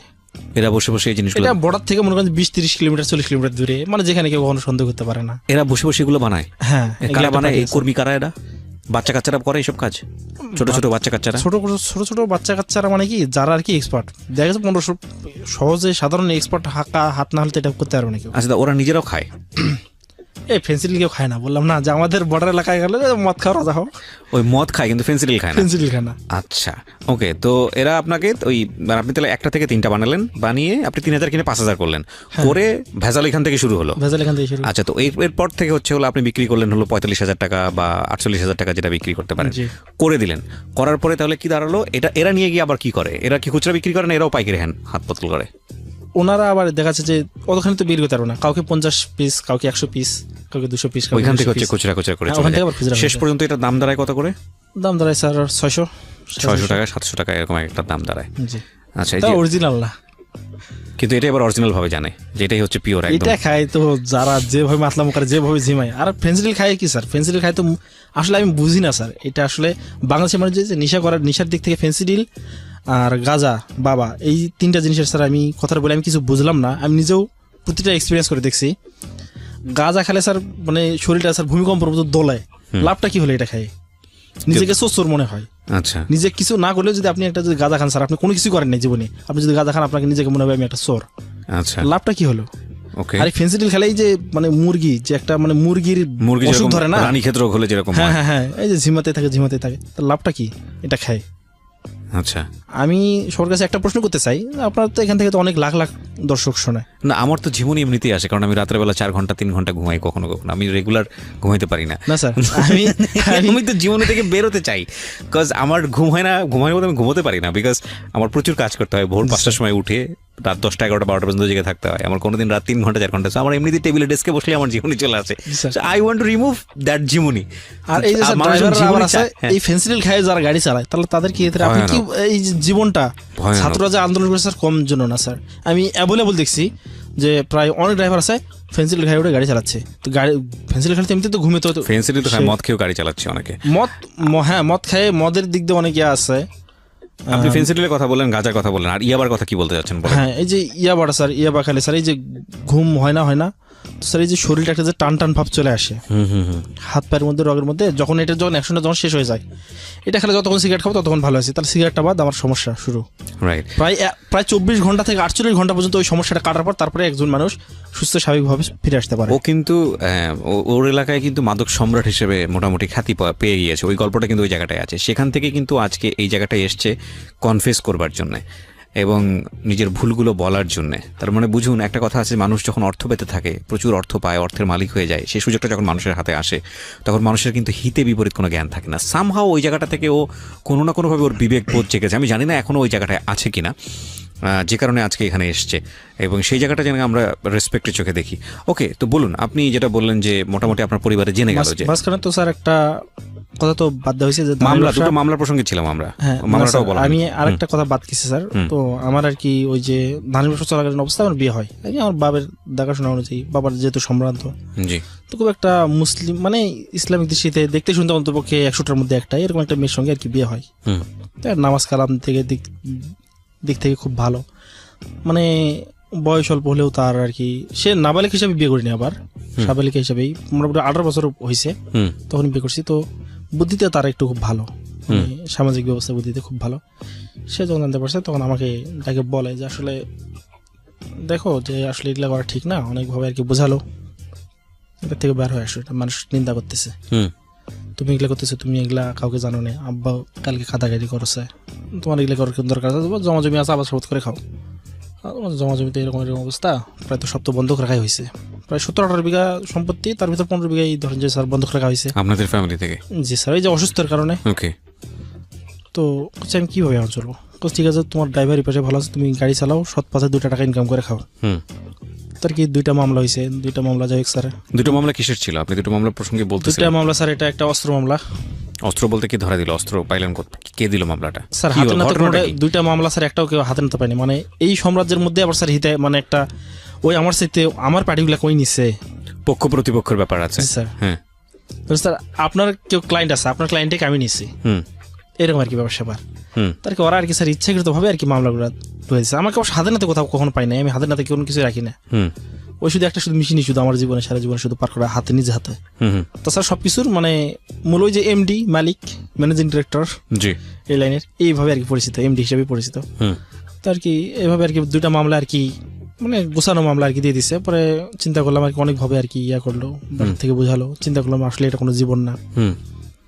তো আমার পায়ে হাত দিছে, পায়ে হাত দিয়ে কান্নাকাটি শুরু করছে, নামাজ পড়ো, তওবা করো, এগুলা মানুষের জীবন ধ্বংস হয়। মানে বুঝতে পেরেছে যে আপনি এসবের মধ্যে ইনভলভ একটা পর্যায়ে গিয়ে, যে কারণে সে আপনাকে রিকোয়েস্ট করেছে। ওকে, তো নতুন বউ আর কি, এক বছর হয়নি, 6 মাস 7 মাস হচ্ছে, সে আর কি অনেক কান্নাকাটি, অনেক আর কি তাকে মায়া লাগলো। 6 মাসের মধ্যে দেখা যাচ্ছে আমি অনেক টাকার মালিক হয়ে গেলাম, অনেক কিছু হয়ে গেলাম। তো আর কি টাকাগুলো থাকে না, এগুলা টাকা আসলে থাকে না। ওকে, আমি যে 4-5 লাখ টাকার যে মালিক, ঠিক আছে, এই টাকাগুলো 4-5 লাখ 7 লাখ টাকা যে আমার কাছে থাকার কথা, এই টাকাগুলো আমার কাছে আসলে থাকে না। পরবর্তী দেখা যায় মামলা দুটা ইয়া করাতে, যে দুইটা তখন বাইক হয়েছিল ব্যবসার খাতিরে, একটা অ্যাপাচি আরটিআর আর একটা হাঙ্ক, দুইটা বাইক বিক্রি করতে দুইটা মামলা থেকে খালাস নিলাম। আর টাকাগুলো যে কোথা থেকে কি হয়েছে স্যার নিজেও বলতে পারি না। ওই সময় তো প্রচুরভাবে মদ খাইছি, বা এই যে বিভিন্ন আর কি সমাজে অনুষ্ঠানে বা কোন একটা মানে অনেক আর কি ক্ষেত্রে টাকা দেওয়া লাগে আর কি, ওই লাইনে থাকলে। আসছেও যেমন গেছেও তেমন, আসছে যেমন সেরকম গেছে স্যার, আর ওই লাইনে থাকলে এরকম আর কি অবস্থা। ওকে, তো স্যার ওখান থেকে বাইর হলাম, বাইরে ওই যাবার ওই ড্রাইভিং উঠছি স্যার, একজনের প্রাইভেট রেন্টে কার উঠছি। তো এক স্যার চেয়ারম্যান আর কি এলাকার, যাই হোক, তো আর কি ওনার আর কি ওই ডিসি অফিসে একটা, যাই হোক, ওনাদের আর কি ইয়া ডাকছে, ট্রেনিং ডাকছে। তো আমি আর কি ওনার কাছে ওনার ভাড়াটা নিয়ে গেলাম। তো আসার পথে বললো যে কি ব্যাপার, তো তোমার তো চিনে চিনে লাগতেছে, তখন আমি আমার পরিচয়গুলো দিলাম, তোমার লেখাপড়া কত এত দূর। ঠিক আছে, তো ব্যাপার না, তুমি আমার এখানে আসলে তুমি চাকরি বাকরি করতেছো না। তো আমি তখন একটা কথা বললাম, আসলে বাংলাদেশের মানুষ সকলেই কিন্তু জানে যে ঘুষ দিয়ে চাকরিতে ঢোকাটা দুর্নীতি, কিন্তু ঘুষ ছাড়া মানে মামা 2 প্রকার লাগে। বেসরকারি চাকরিতে ঢুকতে গেলে সম্পর্কের মামা লাগে, আর সরকারি চাকরিতে ঢুকতে গেলে টাকার মামা লাগে। তা আমার তো এরকম তো কেউ নেই। ঠিক আছে, আমার ইউনিয়ন পরিষদে গ্রাম আদালতের একজন লোক নিয়ে দিতে হবে, সরকারি চাকরি হলে তুমি করবে। জি করবো, 3 লাখ টাকার মধ্যে দেওয়া লাগবে। যদি সরকারি চাকরি আমার যদি ওটা কনফার্ম হয় আমি ওটা করবো। ঠিক আছে, তাহলে আসো, তোমার আপাতত সরকারি যতদিন হয়নি ততদিন আমি 10,000 টাকা করে দিব। ঠিক আছে, আমি যোগদান করলাম। পরের দিনই ওখানে ছাড় দিয়ে গাইডলাইন বাদ, আমি তাহলে একটা চাকরি পাচ্ছি, আমি নীরবে খুব সুন্দরভাবে সকালবেলা আমি অফিসে যাবো, অফিস থেকে আসবো। হ্যাঁ, ভালো হলো। কম্পিউটার একটু ওই যে জন্মনিবন্ধনের কার্ড কাগজ টাগজ যেগুলো করতে লাগবে কম্পিউটার সেকশনে। ঠিক আছে স্যার, আমি তো এগুলো তো পারি। তো চেয়ারম্যানের ওখানে আমার ইউনিয়ন পরিষদে নিয়োগ দিল, যে বলো যে ঠিক আছে এটা সরকারি করে দেবো। ওকে, তো তোমার আগে স্কিলটা আগে দেখি। ঠিক আছে, আমি সব কিছু ভালো মতো করতেছিলাম। তো ওই সময় দেখা যায় যে ওনার কিছু কাগজপত্র আর কি আমার হাতে সারে নেই। যেমন হচ্ছে কি স্যানিটারি ল্যাট্রিন 300টা আসছে বরাদ্দ, অথচ বিতরণ হয় স্যার 50টা। ওকে, এই কাগজপত্রগুলো সবগুলো আমাকে সারে দেওয়া লাগে। কিভাবে কি করতেন? ওই যে আঙ্গুলের ছাপ দেওয়া লাগে যেটা আর কি, মানে সব আঙ্গুলের ছাপ। আমার তো 10টা আঙ্গুল, এই 10টা আঙ্গুলে কালি নিলাম। একবার বৃদ্ধাঙ্গুলি, তর্জনী, মধ্যমা, তারপরে বাকি 2টা আঙ্গুল, 5টা আঙ্গুলে 5টা ছাপ দিলাম, 5টা আঙ্গুলে 5টা ছাপ দিলাম, এভাবে আর কি। মানে অনেক পরবর্তীতে সেল করে দিতেন। ওটা ওই যে উপজেলায় পিআই অফিসে জমা দিতাম। পিআই স্যার তো বুঝতে পারতো না, বা ওই যে ইঞ্জিনিয়ারিং অফিসে জমা দিয়ে দিতাম, ওরা তো বুঝতে পারতো না। তারপর ওই যে ঈদের সময় আর কি ভিজিয়ে যে গম বিতরণ, আপনি নিজে করতেন না, আপনাকে করানো হতো? আমাকে তো করানো হতো আর কি, আমি তো করতে চাইতাম না, আমাকে করানো হতো, এগুলো তো করতাম না। তো পরে স্যার আমাকে 4 মাস যাব 5 মাস যাবত ছিলাম। ওই সময় কি আমাদের ওখানে আর কি হোল্ডিং ট্যাক্সের কার্যক্রম শুরু হয়। আচ্ছা, তো স্যার এই হোল্ডিং ট্যাক্সের কাজ শুরু হয়। তো হোল্ডিং ট্যাক্স আদায় করতেছিল, ওনার সাথে খুব একটা ভালো সম্পর্ক হয়ে যায়। তো এই যে ইউনিয়ন পরিষদে এরকম দুর্নীতি দেখে ওই যে আমার বউ বলছে যে আসলে এগুলা দুর্নীতি কোনো কাজ করিও না, সৎ পথে থাকো, আল্লাহ তোমাকে ঠিকই পার করবে, তুমি যা করছো জীবনে তওবা করো। তাই আমি আর কোনোদিন অন্যায় কাজ করবো না। আমি যখন সুযোগ পাইছি তখন মানে ওনার সাথে সম্পর্ক যে ঠিক আছে আপনি হোল্ডিং জগতে চলে আসেন, ট্যাক্সের জগতে, তো আপনি কাজগুলো করেন, ট্যাক্সের জগতে কাজ করলে আসলে অনেক লাভবান হবেন। তো এখানে বেতনও সঠিকভাবে দেওয়া হয়, কোনো সমস্যা হয় না। ওকে, যে ট্যাক্সের জগতে আসলে কী কাজ, যে ট্যাক্স উত্তোলন করা আছে, তারপরে এমএএস এর কাজ আছে, মানে কম্পিউটার সেকশনে এমএএস যেটা, ঠিক আছে আমি করা যাইতো। তো আমি ওখানে যখন ইয়ে করলাম, তো ওখান থেকে যখন আমাকে বাদ দিল, একজনকে 5 লাখ টাকাতে ওখানে চাকরিতে ঢুকাইছে। আমাকে 3 লাখ টাকার কথা বলে একজনকে 5 লাখ টাকা যখন দিয়েছে তখন তাকে সরকারি করে দিছে। ওকে, আর আমাকে চাকরি থেকে বাদ দিল, মানে আমার 4 মাসের বেতন টেতন কোনো কিছু দিল না। তো স্যার এটা আর কি একটা উনি বেকার খাটে নিল না, কিন্তু আপনাকে দিয়ে যে কাজটা করাইতো, যে অবৈধ কাজটা, ওটার পার্সেন্টেজ তো পাইতেন না স্যার? ওখান থেকে দিত না স্যার, ওখান থেকেও দিত না? না স্যার, আমি কোনো কিছু দেয়নি। উনি এমন একটা পরিবেশের মানে উনি তো ওনার ক্ষমতা অনেক, ওনাকে তো ওনার সাথে তো এখন তো বর্তমানে রানিং, যেহেতু ওনাকে তো কোনো কিছু আমি বলতে পারবো না। আর আমি সেইভাবে আর কি আগাতেও চাচ্ছি না। ওকে, গন্ডগোল ঝামেলার মধ্যেও যে আমার ওয়াইফ নিষেধ করে দিল, সব বাড়ি থেকে সব নিষেধ করছে, তুই ওনার অবৈধ কাজ করিস না। আমি বাড়িতে এসে এগুলো কথা বললাম যে চাইলে আর করবো না, ঠিক আছে। তো ওখান থেকে স্যার চলে আসলাম যে একটা ইউনিয়ন পরিষদে কত কত কত লাখ টাকা ওনারা মারা দিচ্ছে। টিউবওয়েল আসতেছে 30টা, করে দিল স্যার 20টা, 10টা করে দিল আর 20টা মার। গম এই যে ঈদের সময় প্রায় 30 টন গম, 10 টন গম বিতরণ হলো, 20 টন গম মার। ওকে। তারপরে স্যার এই যে এলজিএসপির প্রজেক্টটা দেখা গেছে প্রায় 24 লক্ষ টাকা আসলো, 8 লক্ষ টাকার কাজ করছে, বাকি টাকাটা মার। তো এত একটা দুর্নীতি দেখে স্যার ওখানে তো আমি আর টিকতে পারলাম না, যে আসলে আমার দ্বারা না থাকাই ভালো। যেহেতু আমার বাড়ি থেকে সবাই নিষেধ করছে যে সৎ পথে চলো, আল্লাহ কখন তোমাকে ঠেকে রাখবে না। আমার আব্বা তাবলিগ জামাতের লোক, তাবলিগ জামাতে যায়, নামাজ পড়ে। তো আমি আর কি ভালো হওয়ার চেষ্টা মানে কি আমি তখন থেকে করছি আমি ভালো কাজে যাব, ওখানে আর চাকরি না করে চলে আসলাম। তো পরবর্তীতে যে হোল্ডিং ট্যাক্সের আর কি লোকের সঙ্গে একটা পরিচয় হলো আমাদের ওখানে, যিনি কাজ করলেন। ওনার বাড়ি হচ্ছে নীলফামারী জেলার কিশোরগঞ্জ থানার মাগুরা ইউনিয়নের আর কি কোনো একটা গ্রামে। ওই ইউনিয়নের প্রায় সকলে আর কি কাজের সঙ্গে মোটামুটি জড়িত, এবং ওনাদের হাত বহুদূর পর্যন্ত লম্বা। ওকে। তা আমি জানতাম না যে ওই লাইনে দুর্নীতি আছে। তো আমি স্যার ওনার সঙ্গে আর কি এমএস এর কাজ জন্য উনি আমাকে একজনের সঙ্গে পাঠিয়ে দিলেন। তো আমি গেলাম আর কি নোয়াখালীতেই কোনো একটা ইউনিয়ন পরিষদে। তো এমএস এর কাজ করি, ওনারা করে কি স্যার এই যে রশিদ বই আছে, তো রশিদ বইগুলোতে স্যার দুর্নীতি শুরু করলো। ওকে। তো স্যার আমি তো চিন্তা করলাম যে আসলে মাদক ব্যবসায়ী, তাহলে মাদক ব্যবসা বা গাড়ি চালানোই তো ভালো ছিল। এখানে আসে দেখি স্যার আরো লাখ লাখ টাকা, মানে এখানে আরো ডাকাতি কারবার, ঠিক আছে, যেটা আমার কল্পনার বাহিরে। আসলে মানুষ বলে যে সরকার উন্নতি করে না কেন, সরকার যে উন্নতি টাকা হয় কিসের মাধ্যমে, আমরা ট্যাক্স দিই। এই যে আমি আন্দোলনে ফেসবুকে অনেক দেখলাম, আমাদের টাকায় পুলিশ চলে, আমাদের টাকায় প্রশাসন চলে, ঠিক আছে, আপনারা কত টাকা দেন, কত টাকা তারা পায়, সরকারের অ্যাকাউন্টে কত টাকা জমা হচ্ছে, এইটা তো তারা তো হিসাবটা এখনো রাখেনি। তো আমি আর স্যার মূল এই যে ওই দিকে না, বর্তমান যেটা আর কি আছে, এটা আমি শুধু আমার কথাগুলো বলার কারণে যে মানুষ যেন সচেতন হতে পারে স্যার, এই জন্য শুধু আসা। তো এখানে এই ক্ষেত্রে কি দেখা যায় কি যে রশিদে স্যার এখন যে আদর্শ ইউনিয়ন পরিষদ কর তফসিল 2013, আপনি যদি নেটে সার্চ দেন তাহলে আপনি ওটার গেজেটটা পেয়ে যাবেন। তো এই গেজেটে কিন্তু উল্লেখ করা আছে যে কোন ব্যবসা প্রতিষ্ঠানের ট্যাক্স কত করে নির্ধারণ করা আছে। ওকে। কিন্তু এখানে আসলে এই যে এই সমস্ত কিছু কিছু লোক আছে, এরা আবার নিজেরা আবার এমডি আসছে ওই কোম্পানির, কিছু কিছু আর কি এনজিওর নাম দিছে, যে এনজিও গুলোর নাম বাংলাদেশে কোথাও নেই, আপনি নেটও সার্চ দিলেও পাবেন না। যেমন কি আমাদের পল্লী উন্নয়ন, ঠিক আছে, তারা পল্লী সমবায় সমিতি, এরকম নামে কিছু আর কি এনজিওর নাম দিছে। এরা আর কি বলে যে এটা এনজিও। তারপরে রুট ওভার, তারপরে সোশ্যাল ওয়ার্কার, ঠিক আছে, এই সমস্ত আর কি বিভিন্ন আর কি নাম দিছে, বিভিন্ন আর কি নাম দিলে লাভ কি, নাম দিয়ে একটা প্রোফাইল তৈরি করছে, এনজিওর প্রোফাইল তৈরি করছে, সরকারের কাছ থেকে পয়সা নিচ্ছে না, তারা আর কি যে ইয়ার কাছে যাচ্ছে, ইউনিয়ন পরিষদে যাচ্ছে, গিয়ে যে চেয়ারম্যানকে সচিবে তারা বোঝাচ্ছে যে আমাদের কাজ দেন, আমরা আপনার ইউনিয়ন পরিষদের ট্যাক্সটা উত্তোলন করে দেই, আচ্ছা, আমাদের 20% করে আর কি। এটা আর কি সংবিধানে আর কি ইউনিয়ন পরিষদের যে আর কি সংবিধান বইটা আছে, এখানে দেওয়া আছে যারা ট্যাক্স উত্তোলন করে তাদের 20% করে, শুধু এটা শুধু উল্লেখ করা আছে, কিন্তু এটা কোনো কাউকে এনজিও বা কোনো লোককে দেওয়া যাবে এমন কোনো কথা উল্লেখ করা নাই। তো তারা করে কি, যে একটা চেয়ারম্যান যখন দিতে চায় না, তো যখন সচিবের কাছে যায়, সচিবের আবার বোঝায় যে আপনার জন্য আমার 50,000 টাকা বরাদ্দ থাকলো, আমি যে 20% টাকা পাবো ওখান থেকে আপনাকে আমি 50,000 টাকা দিব। আবার চেয়ারম্যানকে বলে কি, টাকা যদি 30 লাখ টাকা ওঠায়, আমরা সরকারে জমা দেখাবো 10 লাখ টাকা, আর স্যার বাকি 30 লাখ টাকা আপনার, মানে এইভাবে করে দিয়ে আর কি ওদেরকে আর কি নেগোশিয়েট করে নিয়ে একটা সিস্টেমের মধ্যে নিয়ে আসে হোল্ডিং ট্যাক্সের আদায়ের কাজগুলো শুরু করে। এগুলো আপনি জানলেন কিভাবে? আমি তো স্যার কাজের সঙ্গে জড়িত, তো আমি তো এলজিএসপি, তো স্যার আমি ওই যে আমার কাজটা বৈধ কাজ ছিল, আমি ওই যে ওনারা যে অ্যাসেসমেন্ট শিটগুলো করে নিয়ে আসতো একটা বাড়ি তথ্য, আমি ওটা তো এমএস এর কাজ করতাম, যেহেতু একই সঙ্গে থাকি, একই প্লেটে ভাত খাই, তাহলে তো আমার তো সবকিছু তো জানারই কথা। তো স্যার পরবর্তীতে আমাকে অনেক সময় ফিল করতে দেওয়া হয়েছে, মানে ফিল্ডে আর কি, যেটা আর কি ওয়ার্ড প্রতি কাজ করতে, তখন দেখা যায় কি স্যার, যে তখন এমএস এর কাজ যখন শেষ তখন ফিল্ডে যাই, ফিল্ডে গেলে হয় কি, ফিল্ডে ওই যে বিভিন্ন বাড়িতে যাওয়া লাগে, গ্রাম পুলিশ সঙ্গে থাকে, প্রতিটা বাড়ির খানা তথ্য, বাড়ির নম্বর দেওয়া হয়। তারপরে একটা কি করছে, এরা পাস বই তৈরি করছে, এই পাস বইয়ের টাকা টাকার সচিবের, পাস বইটার দাম দিচ্ছে 30 টাকা বা 20 টাকা, অর্ধেক টাকা সচিবের, অর্ধেক টাকা মালিকের।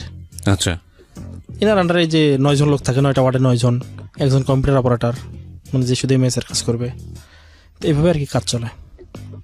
তো দেখা যাচ্ছে কি, যে একটা কাঁচা বাড়ির, এরা এখন এদের এখন গেজেট, এটা সরকারি কোনো গেজেট না, এরা এখন গেজেট তৈরি করছে দোতলা বাড়ি 100 টাকা, চৌচালা বাড়ি 200 টাকা, আধা পাকা মানে সেমি বিল্ডিং বাড়ি 300 টাকা। এটা কি বাৎসরিক বাৎসরিক করে দিছে। আচ্ছা। পাকা বাড়ি একতলা বাড়ি 500 টাকা, দুতলা বাড়ি 1000 টাকা, তিনতলা বাড়ি 2000 টাকা, চারতলা বাড়ি 3000 টাকা, মানে এরকম করে এরা একটা নিজস্ব গেজেট তৈরি করছে। অথচ আদর্শ ইউনিয়ন পরিষদ তফসিল কর 2013 গেজেটে এই অনুযায়ী কোনো কথা বলা নেই।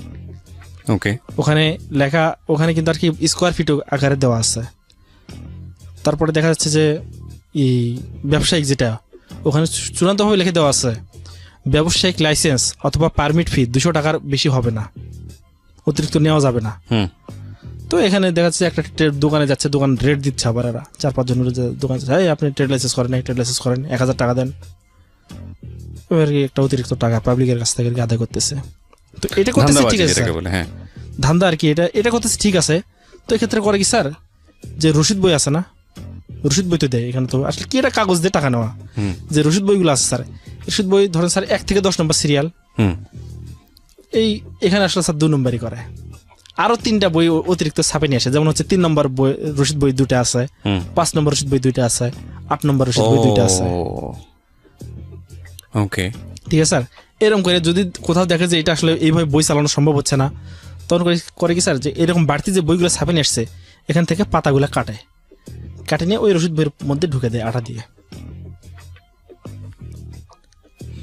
ওকে, এইটা হচ্ছে এই টাকাগুলো নেই হচ্ছে এমডি। আর এই যে এই লাইনে আমিও ফিল্ডে গেছিলাম, তো এই লাইনে যারা আছে তাদের আবার টার্গেট কি, যে খালি কলম আছে না স্যার, যে কলম দিয়ে কিছু লেখে না, সে কলম দিয়ে পাবলিকের আপনার কথা স্যার, আপনার কাছ থেকে আমি ট্যাক্স উত্তোলন করতে আসছি, তো আপনার ট্যাক্স আসছে 1000 টাকা, দোতলা বাড়ি আপনার ট্যাক্স আসছে 1000 টাকা। তো আপনি আমাকে 1000 টাকা দিচ্ছেন, আপনি তো আমার কাছ থেকে অবশ্যই দূরে বসবেন। আমি তখন খালি কলমটা নিয়ে রসিদ বই লিখি, লিখতে খালি কলম দিয়ে লিখলে কি লেখা উঠবে? কিন্তু কার্বন যেটা আছে, কার্বনের নিচেরটা লেখাটা কিন্তু ঠিকই ওঠে। পাতাটা আমি টান দিয়ে ছিঁড়ে আমি নিয়ে ওখানে আবার ভালো কলম দিয়ে 1000 টাকা লিখছি। আর নিচে যেটা খালি কলম দিয়ে যেটা লিখছি, কার্বনের নিচে লেখা উঠছে কত, 100 টাকা। তাহলে পরিশোধ আমার কাছ থেকে কত টাকা পেলো? আমি আপনার কাছ থেকে নিলাম 1000 টাকা, আর আমি পরিশোধ ইউনিয়ন পরিশোধ দিলাম কত টাকা স্যার? 100 টাকা। 100 টাকা, 900 টাকা আপনার পকেটে, 900 টাকা আমার পকেটে। আবার যে ওই বাড়তি বইগুলো আছে, 10টা বইয়ের মধ্যে 3টা বই অন্তপক্ষে মার দিচ্ছে, 3টা রসিদ বইয়ের টাকা মার দিকে যাচ্ছেই। একটা ইউনিয়ন পরিষদ